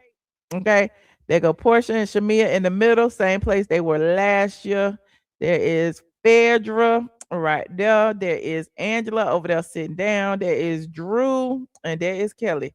There are 8 peaches. Okay, 8. I don't understand why there are 8. I don't know who is gonna get left behind, but I'm suspecting that somebody ain't gonna be giving much this season because 8 is a lot. 8 is a lot. Like, can you imagine having like 8 different segments? So I don't think everybody is going to. You said which one is Drew? I don't think everybody is going to like have they don't have things in every show anyway, but I wouldn't think that they would be able to put all of that in an episode, especially like the first episode.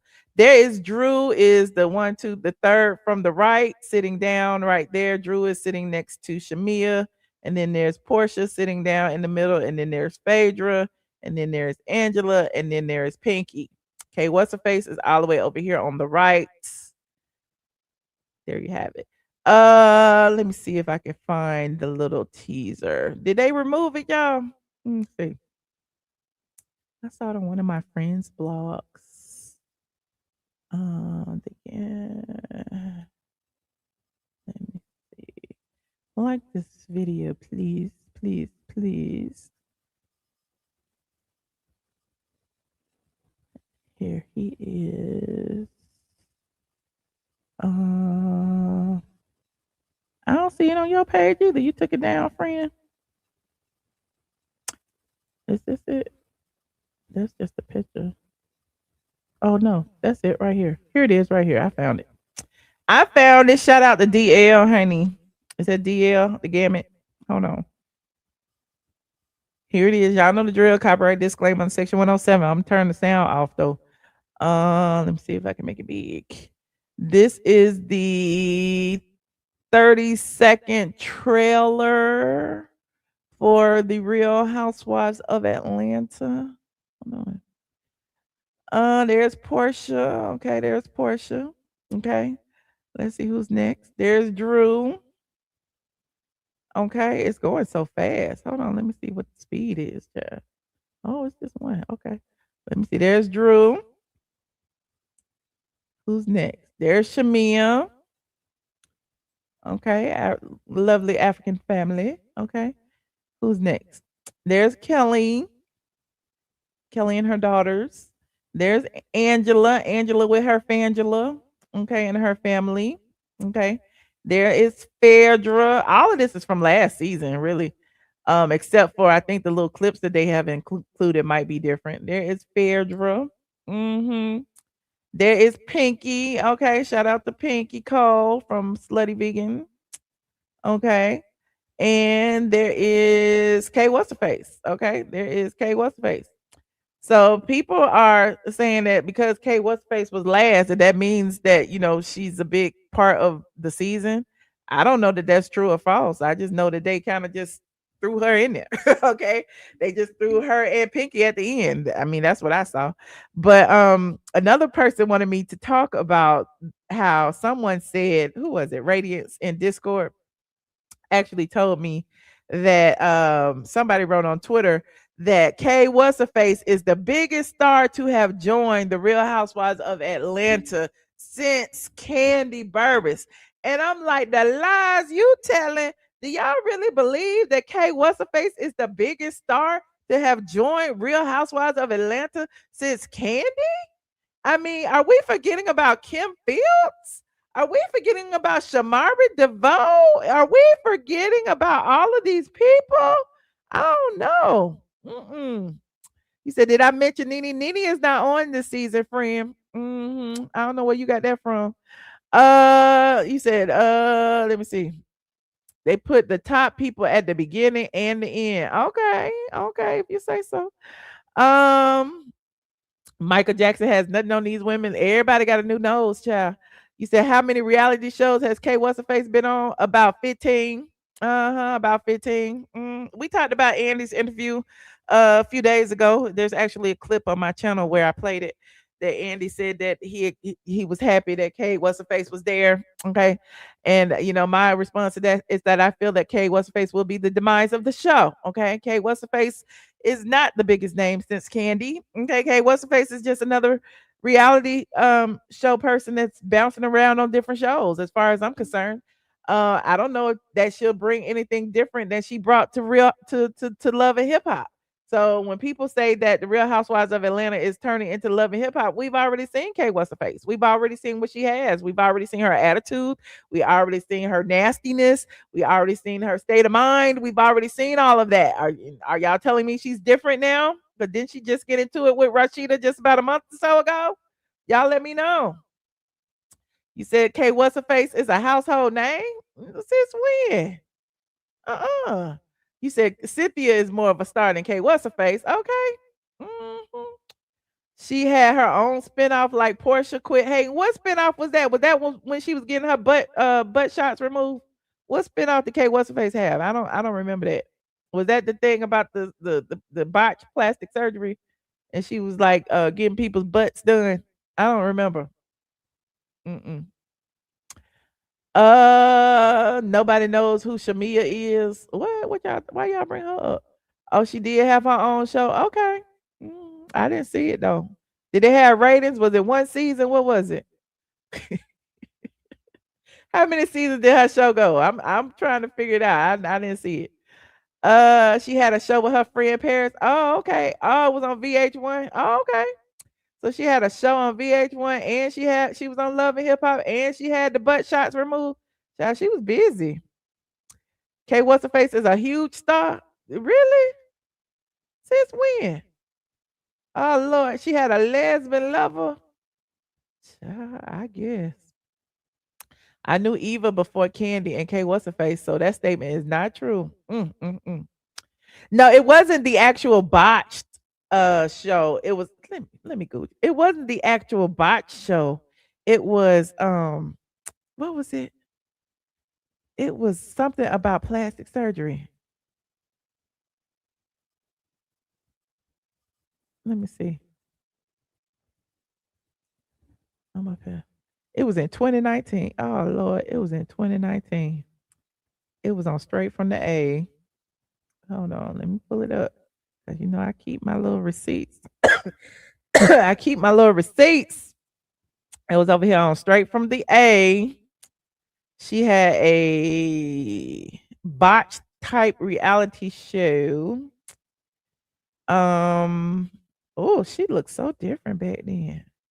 Hold on, let me show you. Let me show you. Share screen. She looks so different. Close all these ads, honey. Y'all still paying me and I ain't even blocked this year. Okay, this is K What's Her Face, honey, with both her faces, before her before face and her after face. Cause now she look like an Asian lady. It was called My Life. Okay, so this was when it was announced February 19th. Okay, in 2029, K What's Her Face will be the poster child for botched plastic surgery. With her extensive experience in back alley butt jobs, it seems K What's Her Face is turning lemons into lemonade like Kandi. The singer, reality star, reportedly landed a show that focused on the ins and outs of plastic surgery procedures. So this was, look, let me see. The Jasmine brand revealed that K What's Her Face is involved in a new non-scripted TV project that may be headed to BET. Damn, she was on BET and VH1. It says sources tell us that her non-scripted TV project has allegedly been picked up by BET. Okay. So it's no secret that K What's Her Face is not afraid of a knife. In fact, due to her own self-professed insecurities, she managed to change her entire appearance. The once normal-looking around the way girl now has the exotic appeal sought after by most self-hating African Americans. Ooh, that's shade. K What's Her Face now has adjusted her eyes, cheeks, nose, and chin to appear Asian, as well as altered her body, boobs, waist, butt, etc., to attain what she sees as perfection. Oh, I hope that's not a naked picture. Let me see first. Oh, okay, she got her drawers on. It said, who better to create a show focused on surgical procedures than someone who has undergone nearly all of them? But I digress. Yeah, straight from the A. Yeah, straight from the A. It was this sentence for me. The once normal looking around the way girl now has the exotic appeal sought after by most self-hating African Americans. That right there ate. That really ate right there. I gotta give it to myself because this was before Chat GPT. I didn't have no help writing this. And look at this picture of K. What's her face? I'm gonna show you. Who is this? Who is that? Is that a filter? Or is that K. What's face? I don't know who that is. Okay. So yeah. Yeah. You said that's why we was beefing. Nah, why? I ain't beefing with nobody. She beefing with herself. I am not beefing with nobody. K. What's her face is K. What's face to me. Okay. Not it ate with hate. Child, you just mad because I was K. What's face turned Asian. She ain't even black no more. I don't know what her face look like now, but I guess we will see. We will see on the next episode of the Real Housewives of Atlanta. Now, speaking of other stuff, okay, I'm gonna put the link in here for y'all to call in. But listen, y'all know we've been talking about Kenya Moore's eviction watch forever, right? Forever and ever and ever. Then people talking about something. I'm stalking Kenya. I'm this. I'm that. Blah blah blah blah. Now listen, I find it interesting that now TMZ is reporting it. Radar Online is reporting today about it, and people like was acting like I was hating. Now is Radar Online hating for reporting on Kenya Moore's eviction? Hold on, I'm about to pull it up. Is Radar Online hating about this eviction? Was it Radar Online? Yeah, and then they got the nerve to say it's an exclusive. Are they hating on me? They hating on me, cause look. Exclusive.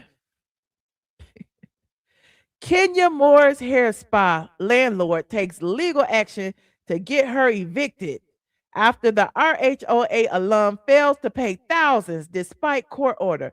Didn't I already tell y'all that? Didn't I already tell y'all she missed the payment on, what was it, February 19th? Didn't I tell y'all? Look at Kenya with that wig on. That wig ain't even got no part in it, okay? Look. The landlord of former Real Housewives of Atlanta star Kenya Moore Hair Spa is taking legal action to evict her business. RadarOnline.com can exclusively reveal. Girl, court documents filed Wednesday, February 25th. We are in March 11th. Radar. We already read them from the 25th. And then we read the ones from March 3rd.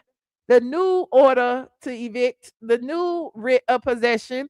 We read that too. So y'all still in February. Y'all ain't even made it to the March yet.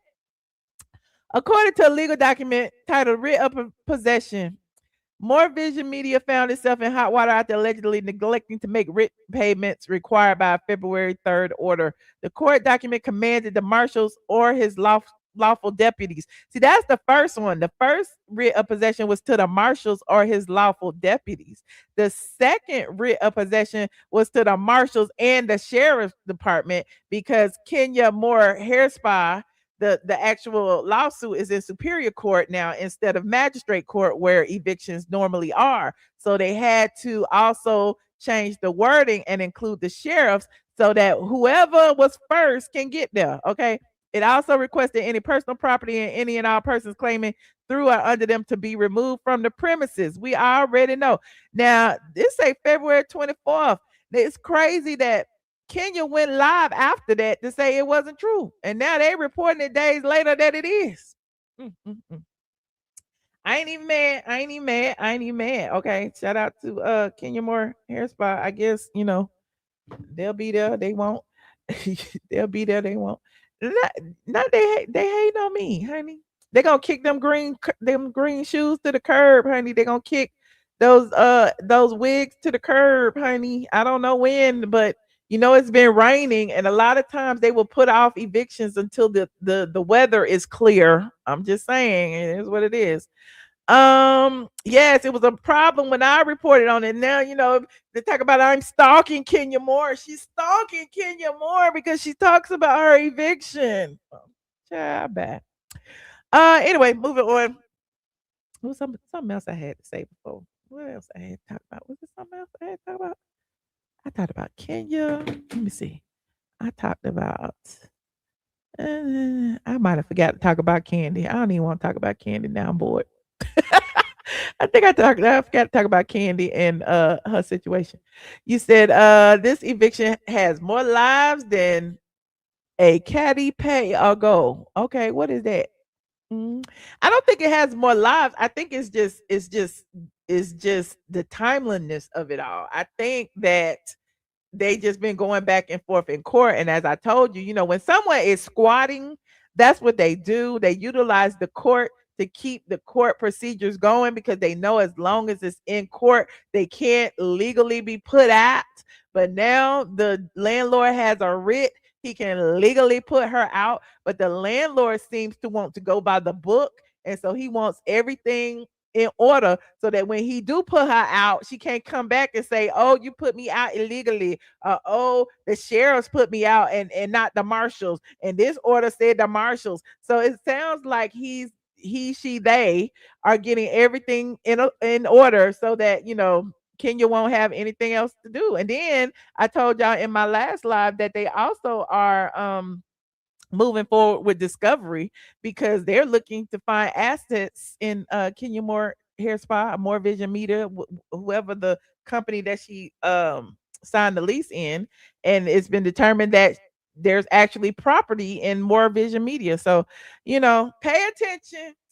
Straight from the ATLien, Michelle ATLien Brown reported it first. You heard it here first. Now let me take some of these calls. Hold on a second. Hello. Hey, what's up, Michelle? Can you hear me?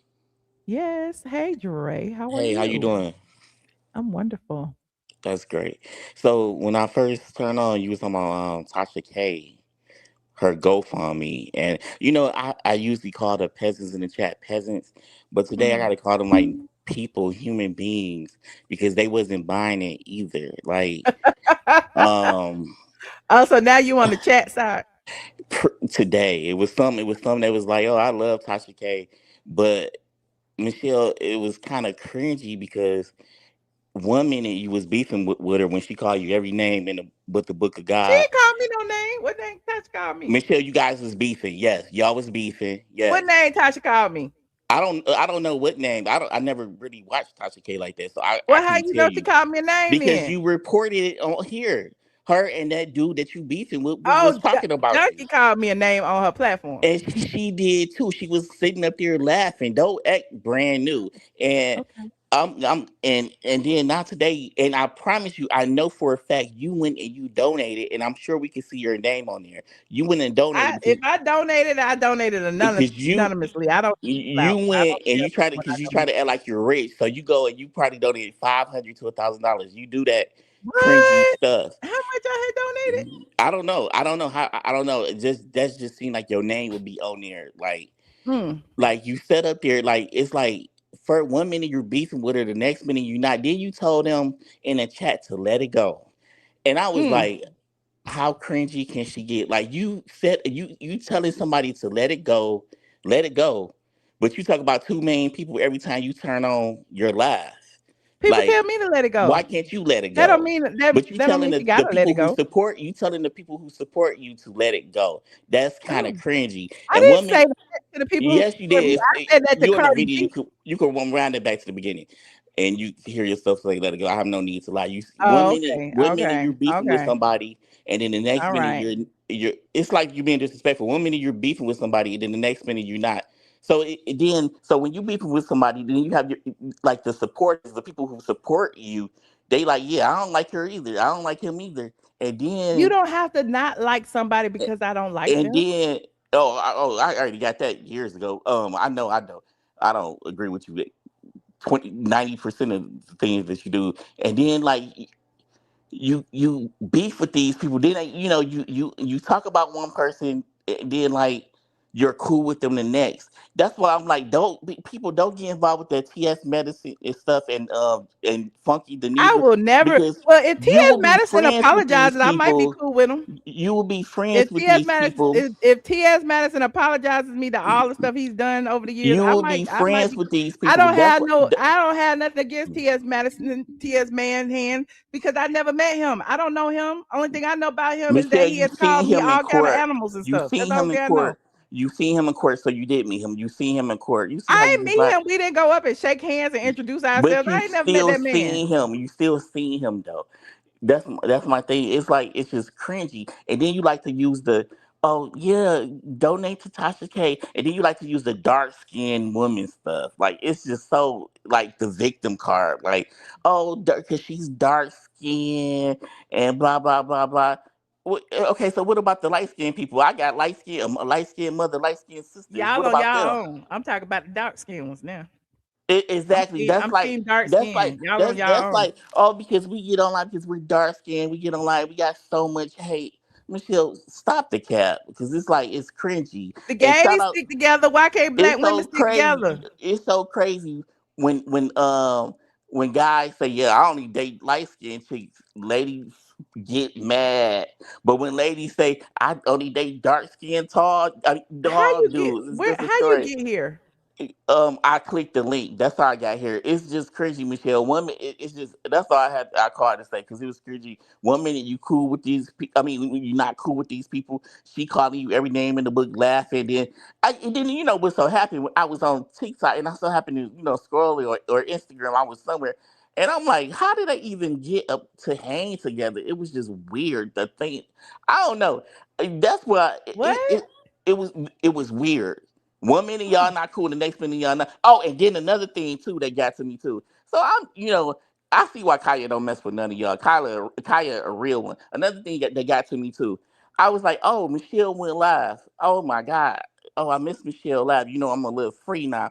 So I go to your live and I'm seeing, I don't even want to say it, but this one particular person in your house. And it's the same person that was dogging you out with Tasha K. And they sitting up in your house and y'all Who having was drinks and dogging me stuff. out with Tasha K? Oh my God, Michelle, I'm not gonna put your business out there like that. You know exactly who I'm talking about. It was only 4 people in your house, people in your house. One House person of you Aaron, Justin, one person you cool with. Joshua. Um Justin you cool with. So it's only two. You pick one of those two. They were sitting up, y'all didn't even like each other. Now y'all friends House of again. Aaron? Y'all didn't even like each other. They was dogging you on their show years ago, and now y'all friends. They He sitting up. dogged me on Tasha K show? They You say he dogged me on on his Tasha K? show. I don't know. I know he didn't like you, and he's sitting up in your house. I'm like, this is y'all all fake. Well, what It's he had just said? I can't I even remember don't what he had remember what said. he said. Michelle, you know what he said? It was on Discord. I Like know. I y'all told all him I fake. had blocked him. I can't remember what And it was now for though. he's sitting up in your house where you and that little ugly dog sleep at, and he's sitting up in your house. It was just like this. I had to look. I didn't know it was him. And I look and I'm like, oh, this must be Justin friend. And I'm like, who is that? Why is that dude so skinny? Like real skinny. Like he looks sick. Like sick. That's how he looked. Trey, what is your problem? Why are you talking about something that I'm we just saying not even y'all talking about? all look fake. Y'all it's just a Well, fake we was thing. all Y'all fake. fake. Okay, Fake. thank I you. see it. That's all I'm I'm talking glad about. you You enjoyed fake, the they fake all show. fake, y'all all fake. And people in the chat do not get involved with this mess because she could be beefing with somebody today and then there'll be good girlfriends tomorrow. All y'all fake. That's all I call for Michelle. I don't know how to hang up. You gotta put Just me like back you down hate here. me today and you love me tomorrow, right? I don't hate nobody. That's what I'm saying. If I hate somebody, trust me. If I hate somebody, it'll be like that next year and the year and the next. But I can tell you this: if I hated you, there's no way you'll be sitting up in my front room and we'll be having coffee and drinks and chatting and stuff. We'll be meeting at a restaurant where you won't be coming up to my house where I sleep at. That's what you not gonna do. All right. But that's how y'all roll, though. I guess that's how y'all get down on the south side, wherever you live at. But yeah, I can't Okay. hang up and shit. I just called to tell you that it's cringy moments. Well, And thank if you for people don't see calling. that, y'all some cringy peasants. Goodbye. Hey, Mickey, how you doing, friend? Woo, Trey, damn, He always he just let it rip. He just let it rip. How he are you, did. And he Michelle? has a right to his opinion. I'm not even mad at it. How are you, Michelle? I'm good. How you doing, Mickey? I'm good. You look so pretty. Thank I like you. your hair. Thank you. Ciao, Tasha K. Honestly, I think she would. When was the case dismissed? Like 4 years ago? I think she 4 years It seemed too like a late. while, right? Yeah, it was. I think it was 2022, probably 2023. I think she like 3-4 years too late. I think she should have been had a GoFundMe. I do too. Um, But her pride wouldn't allow it. but I think It's that's the like she thing. wanted to do it all her own and get it out the way and have it have nothing to do with her platform. And I can almost understand that because it's almost like now, or even if she had done it then, like would that have been the major topic of conversation? Would have just been about her GoFundMe and not about the growth of her channel. You know what I'm saying? I don't know. I think to me, her ego and her pride really effed her up. It really, really did because she now has to do New Year's Eve parties, birthday parties, lunches. She Gotta said do she what you was. gotta do. Everybody else But doing it. that's the Might as well. thing. Now you got to do all of these things to pay a woman that would not spit on you if you was on fire just because your ego was way too big for you to just not take down the videos, apologize, and just keep it moving. Like, I'll be damned if I built my platform for years and years and years and let somebody just, not take it all away, but like But you here's got the to thing though, you even got with that, if you got if you think in strategy, and I say these types of conversations for Patreon, right? But if you talking strategy though, this Cardi B lawsuit didn't hurt her. It helped her. It No, literally built. Michelle. But I No. mean, mine is the listen. No. Mine is Mm-mm. of course, the debt clearly, but like she didn't hit a million until after the Cardi B situation, to after all the press. It literally increased her presence in the media, and like people are saying, in the long run, yes, it did. But yeah, I don't Child, know. if you built your dream house, because I saw her build that house and Uh-huh. have to move out of your house, you got 2 kids. Child, please. That is Mhm. serious real life shit right there. And Yeah. I remember back in the day when Wendy was on TV, they would upload full episodes of the Wendy show on her YouTube channel. And Mhm. Tasha used to do more numbers than Wendy. Now, if you look at Tasha Page, she not the numbers, not really there as much as they used to. Maybe every now and then she might get an interview that does really well, but her numbers have decreased. Mm. So, I mean, Well, I I think don't know. everybody numbers go up and down throughout the year. But there was a time though. There was a time when Tasha was on fire. Uh-huh. Tasha was on fire. And I do think that she turned off a lot of people when, yeah, in the media, of course, TMZ was posting her. She was trending. I mean, she was everywhere. But to me, I would rather keep my coin and keep building up my brand than to have to pay just to prove what point you lost. Like, Mhm. I don't know. No, I I get it. think, I get it. I get it. I mean, there's multiple ways to think about it. I think there's no good way to say that, you lost the lawsuit. She didn't think she was gonna lose, but she lost. And my thing, when I look at it, as I just give her props for persevering through it. You know what I'm saying? Like, she yeah. didn't fold, she didn't crumble. She literally stood in the fire and continued to make her content and continue to move forward. And as a fellow black woman, black person in general, when you see somebody do that, it's like you can't do nothing but give them props. It's the Yeah. same thing when you talk about people who serve their time or whatever for doing dirt or whatever. He served his Yeah. time, whatever. It's kind of like that when I see her. It's like she served her time. She did what she had to do. She Well, kept she's it still moving. serving And it. now Yeah. she want to go fund me. Then hopefully she get what she need to do so she can continue to move Yeah. forward. Yeah, my only thing is like all of this could have been prevented. You know what I mean? Like your ego could be your biggest downfall. Your pride Yeah. could be your biggest downfall. And yeah, she should have been had this years ago. Now it's like, but But she think about hosting. if she would have took let me say this as a blogger. If she would have took the video down, it would have been something else the next day or the next week or the next month. No, You she could know, have been strategic. yeah. You know, she could But have I been mean, strategic at the end of about it. end of the day, sometimes you gotta stand up for your platform. I mean, I was saying that about me in the Chris Stokes situation. Like I and to this day, I still have a policy that I don't take stuff down. It's people who I posted, because my site is almost 20 years old. But it's people who I'm cool with, who I wrote stuff about who want me to take the stuff down. But at the end of the day, I'm like, it's my content.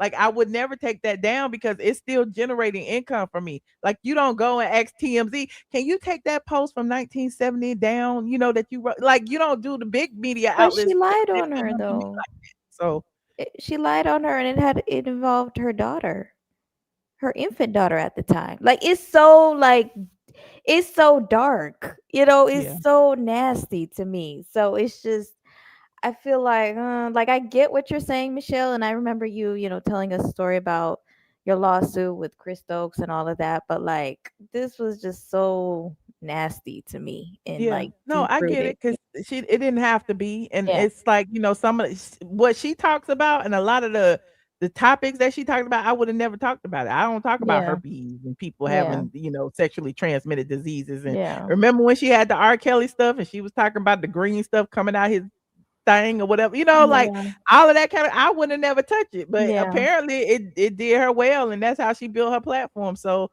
again, if that was her strategy, it worked for what it Yeah. worked for. So you got to take the good with the bad, I guess. But Mhm. hey, I mean, everybody donate, I guess. I mean, the thing is, she ain't begging. She's saying that the people asked her to do it. She did it, and she got however many millions of subscribers. If y'all get $3, if everybody get $3, then she could do it. Then go ahead and get $3. Let's Yeah. move on. But yeah, I don't know. To me, she's just a dummy. Anyway, she's just a Not dummy just a child. dummy. I can't. And Kenya Moore, child, Kenya, when do you think they're gonna get her out of there? I don't know. Probably this week. This week? I think so. I just think that Kenya, like, I really think that she opened that spa as an exit strategy. She knew that the show was doing bad in the past 5, 6, 7 years. She saw that, the ratings were going down season by season and said, hey, I need my exit plan. How do But how I? could that be her exit plan when she literally didn't use it for business? No, but that's what I'm saying. Like, she could have been open a hair salon years ago and worked her way into this big 2-story spa. You know what I Oh, mean? you know what? You just triggered my memory because what I was going to talk about when I said I had something else to talk about after reading Kenya's thing was that was trending again now is the 4C hair. Kenya refusing to do 4C Oh hair my and how God. she didn't have any black people on her website except one person who was getting a weave or something. And so all the girlies on TikTok is dragging her for saying that she don't do 4C hair. And I'm like, we talked about that months ago. And at this point, she Yeah. don't even do hair there, so it don't matter. She does it's a YouTube studio and a damn thrift shop. And she's selling wigs. She's been telling us for 15 years she don't wear wigs. 15 years on TV. I don't wear wigs. She even dragged Tanya about it because she exposed that Mhm. she was, wearing wigs. She called her a see you next Tuesday. I mean, Mhm. how dumb are you to say, "Oh, I don't do 4C hair." You better come in here with your damn, hair that's already soft and long like hers allegedly. It's not we Well, don't even know on if her it's her page, hair. it's Caucasian women with blonde hair, so, Yeah, but that was never really Kenya's brand. Her her uh-huh, her brand was always like I have long hair and it's always done and we never seen it in its natural state. uh-huh. Yeah. But I'm I don't about to let's find it. see, Michelle. Here it is, right here. Hold on. Let me see. Hold on, Mickey. I mean, you don't have to hold on if you don't want to, but Thank you for calling, Mickey. Thank you, Michelle. Have a good night. All right. Bye. Hold on, y'all. I found the 4C hair thing. I wanted to play it real quick. This is, oh, that ain't it. Hold on. Stop screen. Share screen. TikTok. Damn. So it was actually on my Instagram and I reposted it onto TikTok because somebody had asked me this question. And basically Kenya had went live to respond to people saying that she didn't do 4C hair. And they said, so where does your information come from? And then I responded with this. I don't follow Kenya, so I don't know what she said. But if you go directly to her booking site, you can scroll. You will see for yourself. Here it is. I'll zoom in for you. This service is not for very coarse or 4C hair. Let me scroll down again. Scroll. Look at the white lady right there. It says, this service is not for 4C hair. I didn't make this up. So I had actually, did a video talking about the 4C situation. And yeah, that's it. So, it's still on my channel somewhere. Hold on. We have someone in the back. Hey, Katie. Hey, Michelle. What's going on, girlfriend? Not a thing, friend. How you doing? I'm pretty good. I was so pissed off that night that I fell asleep early that night, Michelle.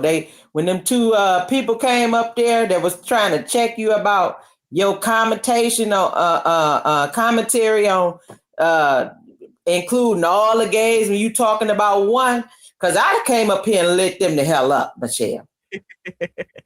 It's all good. I'm good. I feel like everybody had a right to their opinion. As long as we can agree to disagree, it is what it is. I don't mind when people don't agree with me. It's okay to disagree, but let me just say this, my opinion. Okay. I cannot stand for people that are not straight to try to tell straight people how to think. How can you tell me how to think when we not the same? Oh, okay. If you're not a woman, you can't tell me who to listen to. Like they always feel like they can be in our minds and tell us what we supposed to think or what conclusion we'll come to. That kind of pisses me off because it's hypocritical when you stop to think about it. If they don't want straight women, black women talking about gay and the LGBTQ and all of them, then why do they talk about straight black women all the time? I say that all the time. Because they was over there telling me to stay out of gay business. I was like, well, y'all be in straight business every day. So how you gonna tell me to stay out of gay business? Because they was talking about like this Madison DL thing is got gay business or whatever. So yeah. Yeah, and then they said something to the and I love Josh. He a protector of women, but what he said on that other thing, I don't know if it was because he was a little tipsy, but I didn't appreciate it. I did not, you checked him, but I did not appreciate him saying the DL Whisper is putting stuff in black women's heads and causing us to think a certain type of way. First of all, can't nobody make me think nothing I ain't already thinking. But if he giving us the information, why do they feel like they have to police the information that we intaking? Because it affects them in more ways than one. So and I always said that I kind of admire the LGBTQ community because unlike us women, they like this, okay? Right or wrong, they kind of support each other. And even if they don't speak up for each other, they won't speak out against each other. So when it comes to this situation, that's why they feel a ways about the DL Whisperer speaking out against DL men, because most gays or some gays never came out or started out as DL or, out, not in the closet or whatever. So that's how it feels. So I don't know. Well, here's how I feel about it.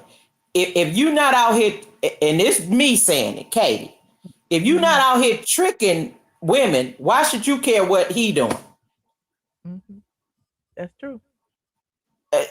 So, and shout out to Bengeworthy for always being level-headed and honest. And Yeah, that's what I was looking for. I couldn't get the word out, but you got my back here, Michelle. I love how it don't matter just because he's gay. He don't always think the way the majority of gays think. I gotta watch my words because people are trying to say I'm homophobic, and I ain't nowhere homophobic or no other phobic. I got friends of all kinds, and I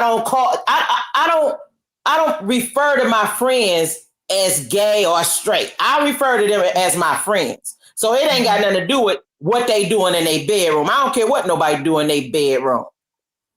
So people that's thinking that way, I'm thinking that you might be phobic of me being just treating you like I treat everybody else. You get what I'm saying? Okay. They kind of, some of them kind of want special treatment. Okay. That's how I be perceiving this, Michelle.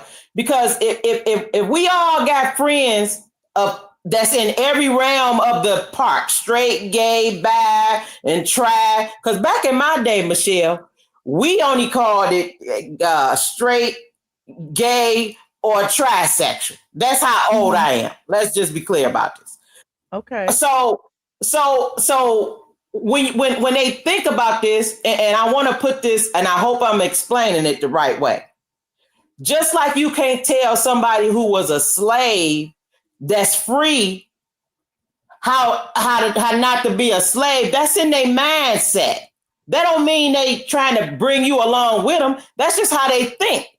But if I'm treating you like a person, like you treat me like a person, how do you get to put some kind of label on me? I don't really care what you do in your bedroom, and hope you don't care what I'm doing in mine. Yeah. Do that make sense? Yeah, it makes sense. It makes sense. And I know some people in the chat like, don't be, stereotyping an entire group of people. We're not doing that. And I hate when people do that. Just because we talk about the gays, I mean, we talk about all gays. And just because we're having a conversation, it's like, I feel like people always want us to lead with, we're talking about some, not everybody, but that's a given. Like when y'all talk about women, I know y'all not talking about all women. Y'all talk about some women. Well, we talk about some gays, or we might be talking about most gays. I don't know. But I just hate when people automatically assume that just because we're talking about gays, we talk about an entire community. We're not talking about an entire community. We might just be talking about the ones that we've been in contact with. Okay, so please, don't act like we're just like targeting an entire community, because that's not what it is. Okay, go ahead. And I also want to make this point too, Michelle. When not all, if this don't apply, then let it fly. But when the people that say to their friend, you acting like a little girl, we not taking that shit personal. Excuse my French. We not saying they girl phobia. When they saying you acting like a little boy, because I was a tomboy. When they said you acting like a little boy, I didn't take it like they meant I was no dude. I just worked on cars. You get what I'm saying? Why do they get to be so sensitive and nobody else can be? Good question. They some of them say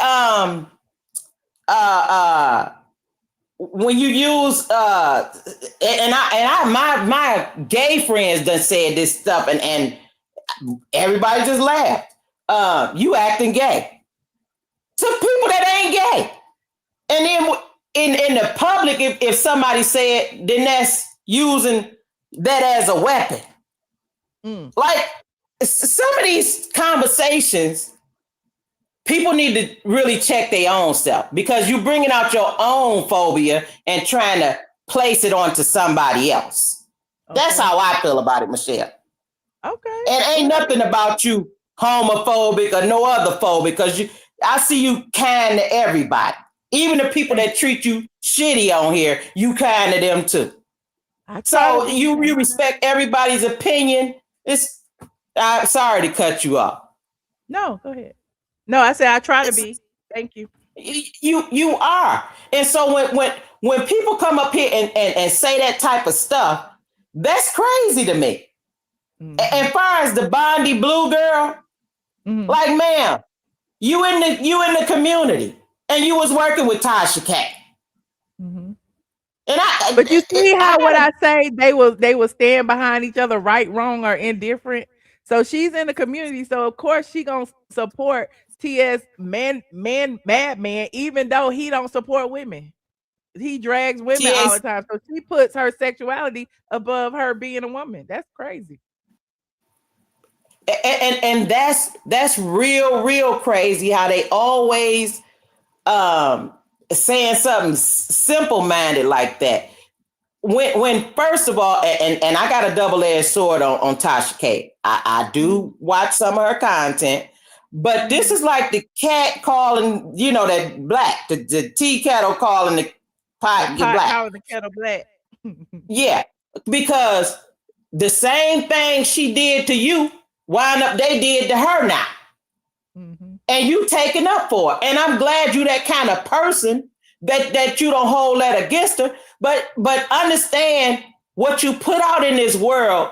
The only information I got for Tasha K, because I do see her doing some things different.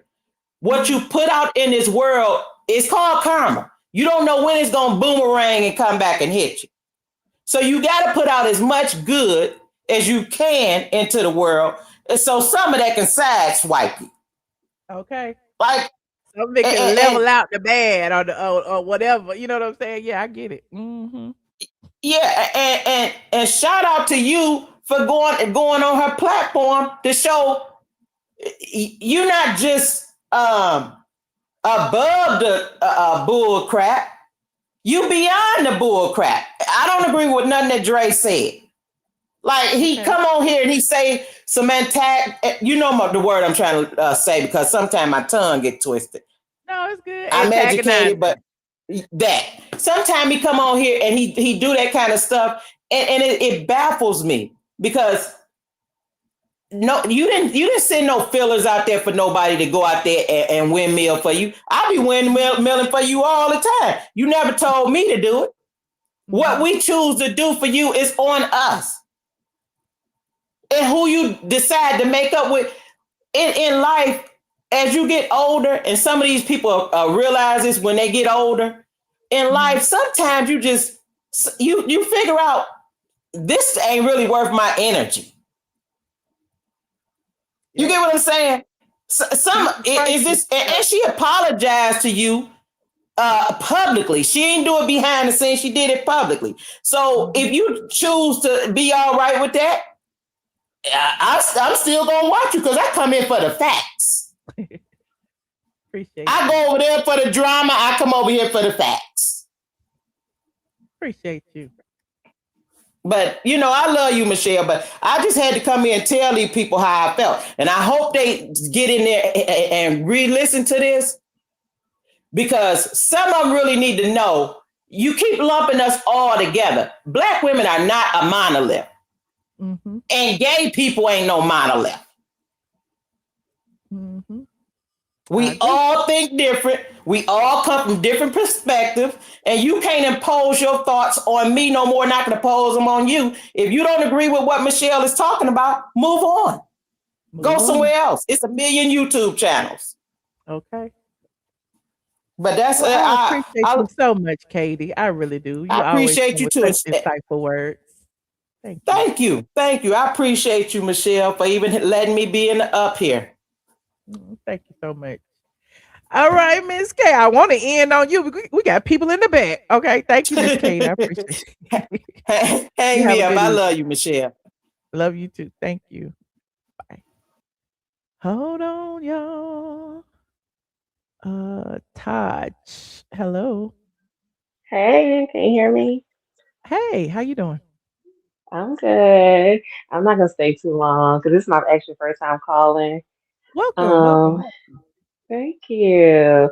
I do want to say, I do respect how you you allow people to come on here that don't agree with you, and you really do take it on the chin really well. And I was like, I do admire that about you. I noticed that about you a couple of times. I only seen your YouTube because I don't get notifications. I've seen that a few times, but I have seen some people, and I like how you just you don't take it personal. And I do admire that because you have to have tough skin if you're going to get on here and do commentary and report because you're going to have all different types of opinions. But I will say Dre was the key. I actually do like Dre, and I kind of do agree with some of the things he was saying, especially about Tasha K. Because I do remember it was something between you two. And you don't have to respond to it because I don't want to put you in a compromising situation. But No, I I do find remember it hard. too. Okay.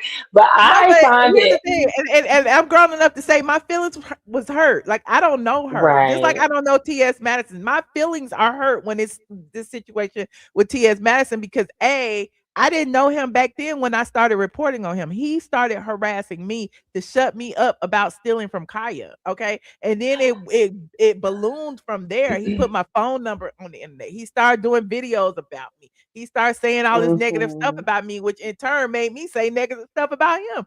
So it's all content, it's all whatever. But at the end of the day, I don't know these people. you know. That's what And so and the I only was person I really know in real life is Junkie Neva, and I will forever have beef with him. I was really curious. I was like, how did because I remember when Kaya and when Madison fell out, and I was like, then I knew when remember she did something at a club or something or a lounge, and I think you went to support her, and I thought that's what started the beef between you and Madison because you were kind of No. What started the supporting beef Kaya. between me and T.S. Madison was when I pulled the trademark application and showed that he filed the trademark without even putting her name on it.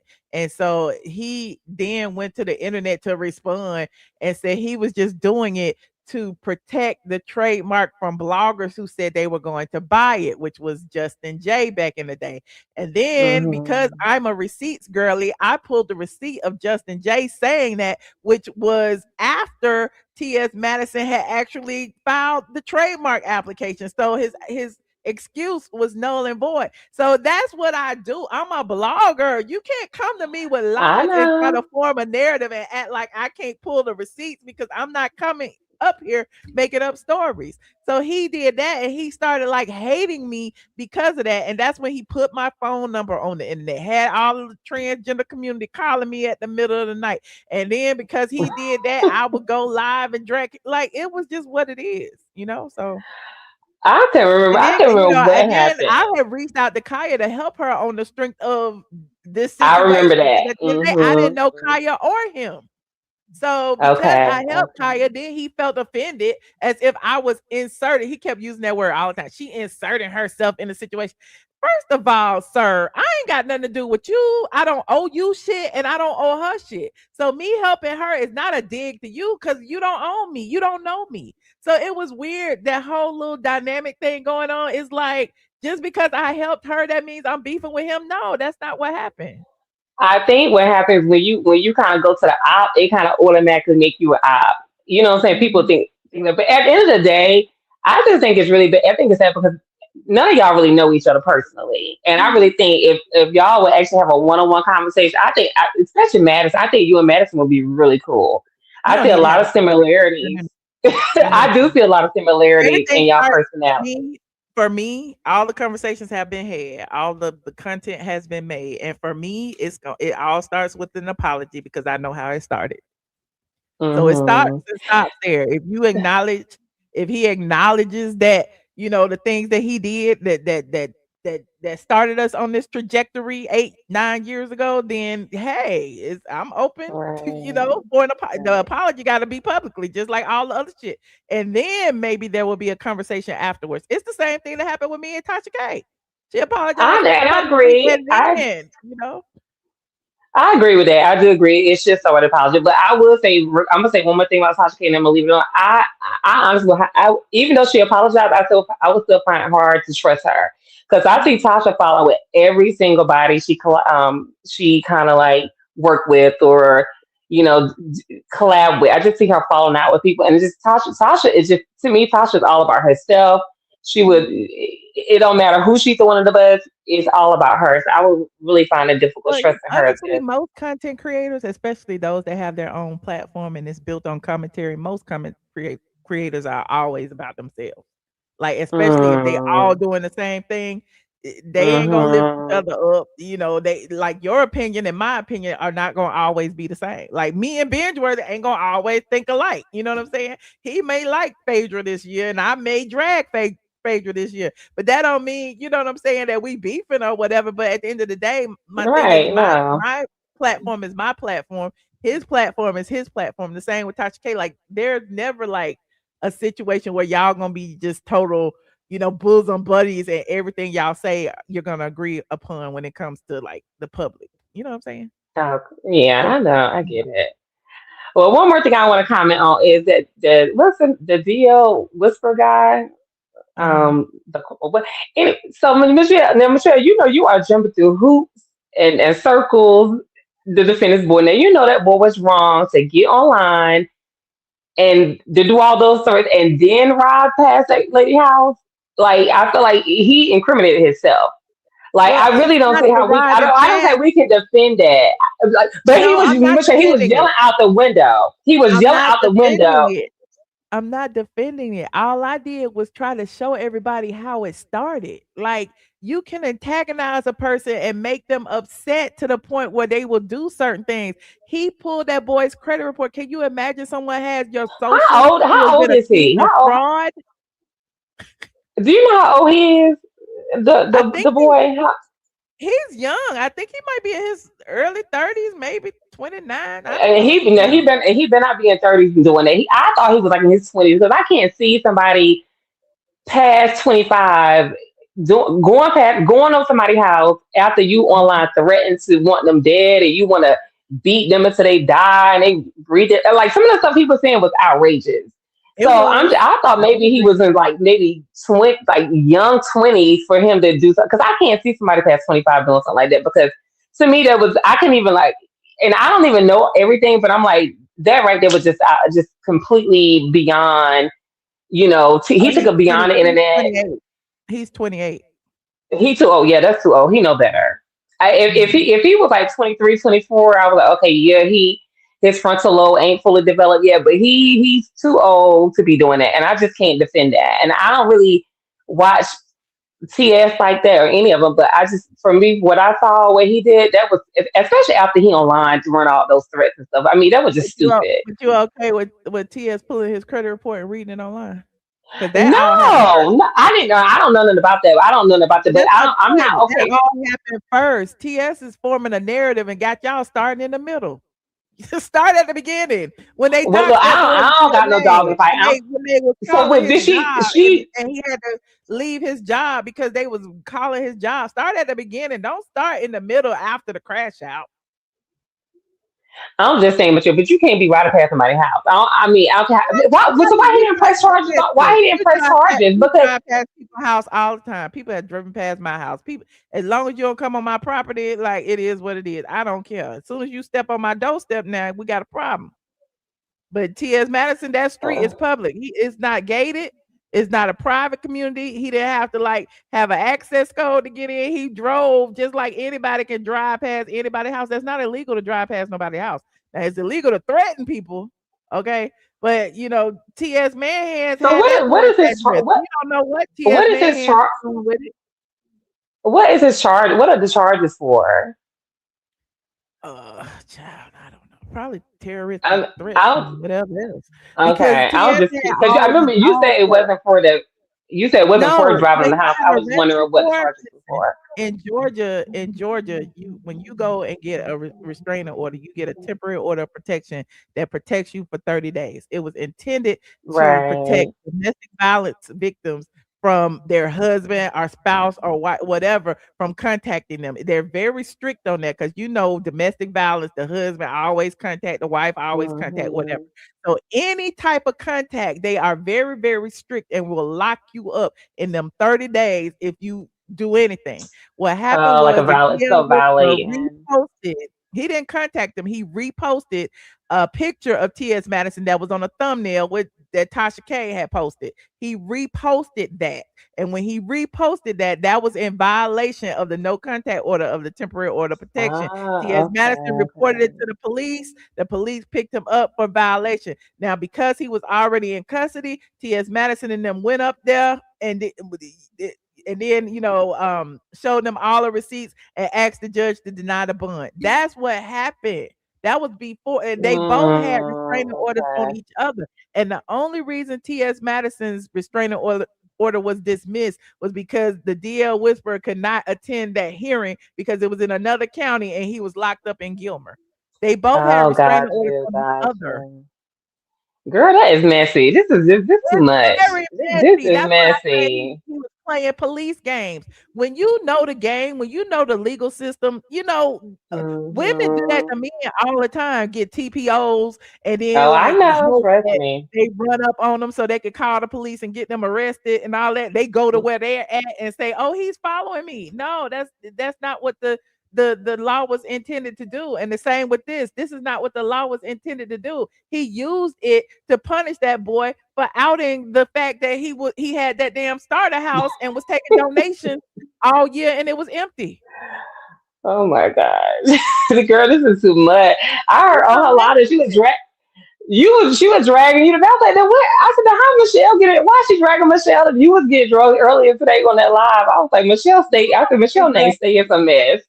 I get dragged every day for that. I don't. Oh my It's God. my fault. It's my fault the boy went over there. It's my fault the boy got the address. It's all my fault. It's not his fault. And you see how he Yeah, always okay. I'm glad you said that. So it was insinuated that you kind of gave she didn't say it, but it was insinuated because she showed a clip of your video where you were pulled up the from Zillow 2 years and you were ago. showing the hot From right. 2 And years so it was kind of insinuated that you possibly could have given the address to him. Oh, okay. It was Doesn't prove it in insinuated. court. So Doesn't prove it in court. Mhm. well, she can't because it was an assumption. That's what I'm saying. It was insinuated Oh. because they like put two and But two again, together. it's always falling on the black woman fault. Why you ain't blaming that man? Why you going live and dragging me or dragging Tasha or dragging this? It was a man that did it. When it comes to a man, then all of a sudden he's a demure lady. He got to call the police and get a restraining order to get that boy locked up. It's gay on gay crime. Like I said, let them two niggas fight. It's two men. I ain't in it. I'm commentating like everybody else. So Two y'all just grown be ass safe. men. Y'all just, Let them men fight. Ain't no yeah, victims in this situation, and yeah, he is not it no shouldn't. demure injured victim. Period. Yeah, I just don't want nobody to be getting hurt and they getting, in They need to get person hurt. taking. Let the men fight to the death or whatever they need to do. Girl, Let them fight. I don't want nobody else to get involved. I mean, it's just too much. I guess it's Look, getting it's. as madman be waving guns and stuff at me. He done wave guns and stuff online and call me all kind of gorillas and stuff every day. If you type in T.S. Madison and gorilla on and McGilla or whatever on the internet, you'll see all them pictures of me. But I'm stalking him. Oh Lord, Michelle, this is too No, I'm much. just saying, like, how is that possible? He's spewing all that I- anti-black rhetoric. He up here talking about my rotten womb. He up here talking about my funky pussy and all the stuff he oh talking about. And no, I'm see, that's too talking much. him. That's too much. Yeah, that's too That's what much. I Yeah, mean. I just want everybody to stop. I just want everybody to stop because it's. I feel like it's. I feel like it's going too far and people going to No, jail and getting I think arrested. that I think that as a blogger, I'm gonna always talk about whatever I feel like talking about. Like, but you gotta make up your mind. Either you want to be a private citizen or you want to be a celebrity. You know what I'm saying? Because at Right. this point, you acting like you want to be a private citizen. Can't nobody look at your house. We looked at Tyler Perry house. We looked at Claudia house. We look at all these people's houses. We can't look at your house. Hmm. RuPaul got his house online. Everybody house online. Now all of a sudden you want to be a private citizen. Can't nobody look at your shit. Get out. Get out of here. Ain't nobody stay here. Yeah. So that's all I want to say. It was good talking to you. Like this is my first time calling, but I Thank do appreciate you. you allowing, everybody to come up and you respect their opinions or advice. Well, not advice, but opinions. So I appreciate that. Anytime. All right. Well, you guys enjoy your night. You and thank you for calling, first time caller. All right. Bye. Bye. Hold on, we got one more person in the back. I was about to go, but somebody snuck back here. Hold on. Hey, Tracy. Hey, girl. And I'm gonna How make it you quick. doing? There was one thing I heard I just couldn't believe. We're gonna spin the block on Kenya one time. Now you said you said Let's she do had it. all white people on her site that she was gonna do the hair. That's what they So say. that's like if Taylor Swift said she finna do braids and She finger doing great. waves. Yeah, she finna do braids and finger waves. Like black people gonna go to her.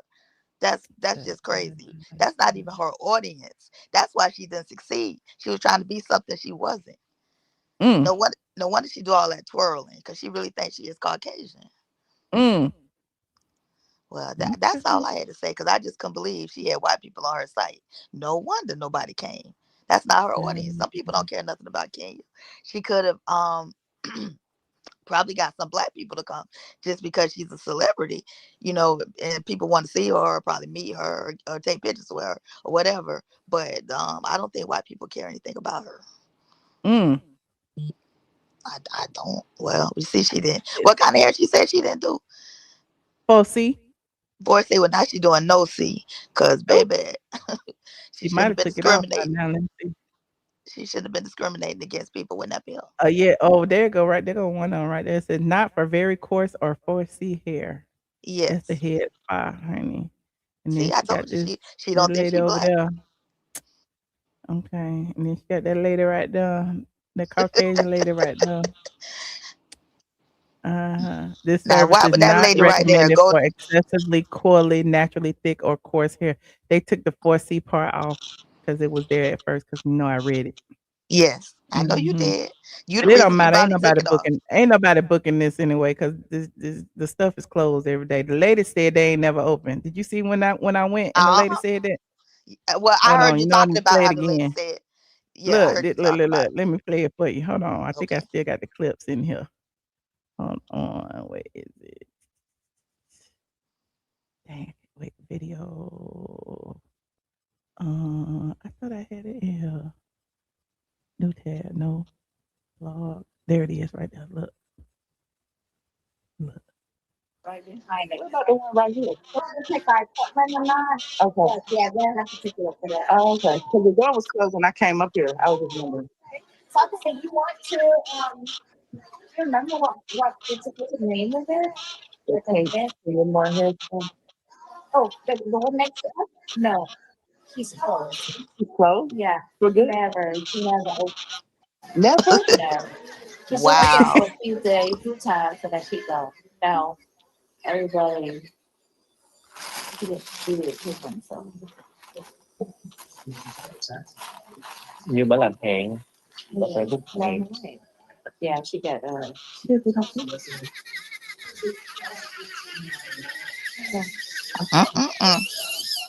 She's very That's the popular. I nail would shop think right that. next door. But you know, I don't know. Well, the nosy Yeah. neighbors gonna And tell it all never the tea. opened. You never saw nobody over there when they had one. All the time they got $100 party and this and that and shit. There was a party. That was about 2 years ago, wasn't it? They're coming in and then she just do okay. Cause I wanted to go over there and get my hair waxed. Everybody, I was excited to see everybody, you know. Then she started telling me other places to go. Do you ever see her? So yeah, it's a whole. I did a whole vlog, honey. I Oh, was getting my child. nails done next door to the hair spa. And they told it all. Yes. Mm-hmm. The neighbors know everything because they be nosy. They They know sit there and watch everything. everything. Yeah. Yes. She was telling me most of the child. They was like she never paid, and child, they know everything. Oh, they know about. Oh, the landlord probably be Mm-hmm. telling everybody Well, the they building. read the blogs too. I'm sure. Or the landlord probably was talking about Mm-hmm. them. Mm-mm-mm. Just put all the business in the street. Well, I ain't picking at her for getting put out of nothing, but I just think she turned her back on the people that made her successful in the first place, and that's why she didn't succeed. Mm.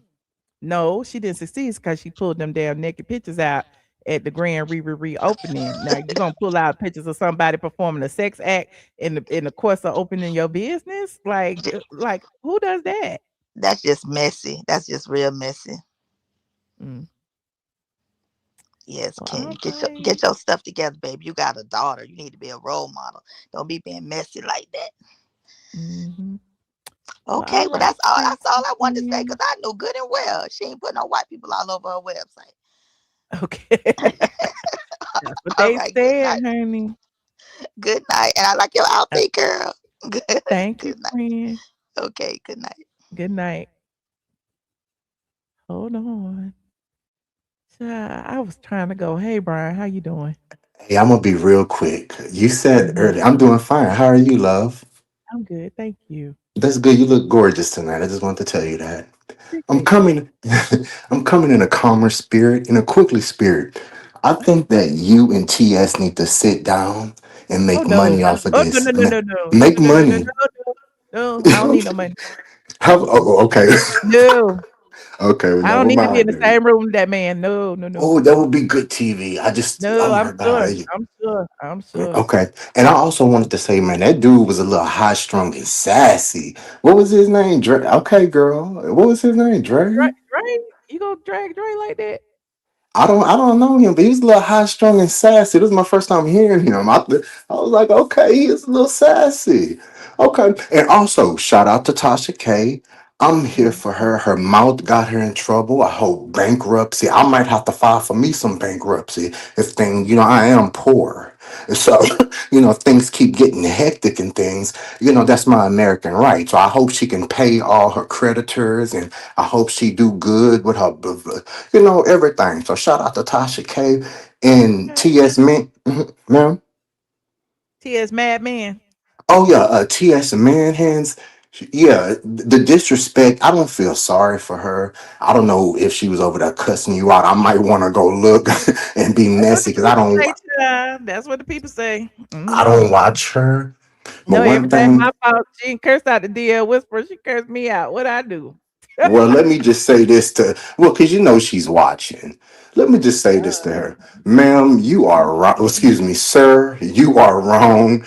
You have made this bed that you need to unfortunately lie in because we know that your legs and shit probably is aching and throbbing from the cement and glue and super putty allegedly or whatever injectables that them rooms that people like you go to and get manipulated into, and next thing you know you got to go have surgery and get everything sucked out your legs and what I'm saying, the nerve damage and looking like side of mountains and terrains and shit. Ma'am, you can't talk about nobody. What pissed me off was the maxi pad. I'ma always refer back to that maxi pad situation Oh in that yeah. bathroom because bitch, you was, excuse me, oh, I'm sorry, excuse me, I'm so sorry. Calm down, Brian. Ma'am, because I know you're monetized. I'm so sorry it wasn't on purpose. But, sir, you was already trespassing in that fucking bathroom. You shouldn't even been in that motherfucking bathroom in the first goddamn place to even know what a maxi pad was looking like in the first fucking place. You pissed me off about that because you wanted to pit, yourself against, oh my God, I'm shocked. It was so big. So you already pissed me off. Women go through that. That's why the nation is here because women birthed the nation, you stupid idiot. And without women, the world would stop. We would be extinct, correct? There will be no tomorrow, no future, no carry on because women hold the power and the secret, you stupid idiot. So I wanted to say that. I just don't like him. I hope he gets, just like people wish that upon me. And if my karma is for me, I'm going to take it. But I'm going to say this. I don't like her type. I don't like the bragging about your money. I don't like you being the face of this supposed community. I don't like you doing that man like that because if you trigger somebody and somebody get their lick back, I just wish he was smart. like just like Tasha K said, I wish he was smart. Like, why would he like But come it's on like gay now? on gay crime at this point. Like, first of all, you doing this to another gay male, right? Second of all, like his business partner, the Dominique Morgan, stealing from the trans community, Mhm. and huh? Yes, ma'am. I trust me. And so, I like mhm. all of this is within the LGBT community. I guess that's why they were telling me to stay out the gay business, so y'all can steal from each other and lock each other up and do whatever, and we can't talk about it. G- Listen, all I know is that I feel bad for that boy, and I hope that he can sue, turn around, and get his pain and suffering. But how can you say that if you keep on getting these odds, like you're going to jail, denied bond? Like it's not looking good. Like the odds are kind of gonna stack against you. Like you got to play the role if you're gonna play that role and you know what I'm saying. If she's such a big Hollywood that on the LGBT, what's that channel called, Logo or whatever? I don't even watch that Budge Corn, Logo and RuPaul and stuff. If you're on there and they're trying to paint you to be the face from on your knees and you know what I'm saying, to now you're the face and on these magazines, you know, why are you acting like this? You're acting like a ratchet ghetto person in somebody's MLK Boulevard, you know, ghetto hood somewhere. And I could say that because I don't live too far from an MLK. There's always an MLK in somebody's goddamn city. And it's the hood. And I could say that I'm black. I'm proud of them places, you know, but she's acting like she's not a Hollywood, Lee Daniel, you know, Ryan Murphy type of person that sit at these tables with these people. Beyonce song Girl, got get a back. Grammy and a Ratchet, Emmy. ratchet. Almost an EGOT winner. He's closer to being an EGOT winner than Girl, Katy Burris. Girl, by a EGOT well. In that case, I'm gonna win me a Grammy next year. 'Cause you know I ain't gonna win no motherfucking Grammy. I'm saying I got to go because I'm cussing Bombshell because it's too much. I don't want to get stressed out. I just smoked. Thank My you, nerves are bad. Have a Brian. good night. God bless. Always a And pleasure. okay, bye bye. Bye. Shout out to Brian. Shout out to everyone who called in tonight. This was very fun. I lived for the calls. I lived for the new people calling in. This was fun. Oh my God. We had a pre-show earlier. It is up if you want to watch it. And then we got this. I don't know. Should I go? No, it's 1 o'clock. Do I need to go? I need to. I've been giving y'all a lot of content. I ain't gonna even lie. I know I've been giving y'all a lot of content on Patreon, but y'all ain't appreciative unless I go live. But I'm gonna go live tomorrow on Patreon. So go ahead and pencil it in, Patreon members. Okay. Yeah, so I'll be putting my deleted TikToks over there on Patreon. It's been amazing. Because you know, TikTok, I just be talking ish. I can curse. I can use my potty mouth that I learned how to talk when I was a teen, honey, growing up in the Atlanta. So yes, y'all. Yesterday was Magic City Monday, and the Hawks then already acting up and talking about they cancel Magic City Monday with the Hawks for next week. Nene was at the Hawks game last night though. She was at the Hawks game. But what else I had? I guess that's all. Let me go. Okay. Go to sleep, y'all. It's late in Atlanta. I wanted to show y'all my Sora video because that's all I do is the AIs, honey. We in Magic City Monday, honey. City Monday in the A, and you know I had to pop out. Rocking a clean, all black fit tonight. Feel good, look good. Look at this energy. Lights, vibes, everything. DJ going crazy. And of course, I grabbed the legendary lemon pepper wings. Magic City Monday in Yeah, shout out to Magic City Money. Anyway, don't forget to like this video, subscribe if you are not subscribed. Okay. And I will see you guys in the next video. Go to sleep. It's late in Atlanta. Good night. Good night, squad. I love you guys.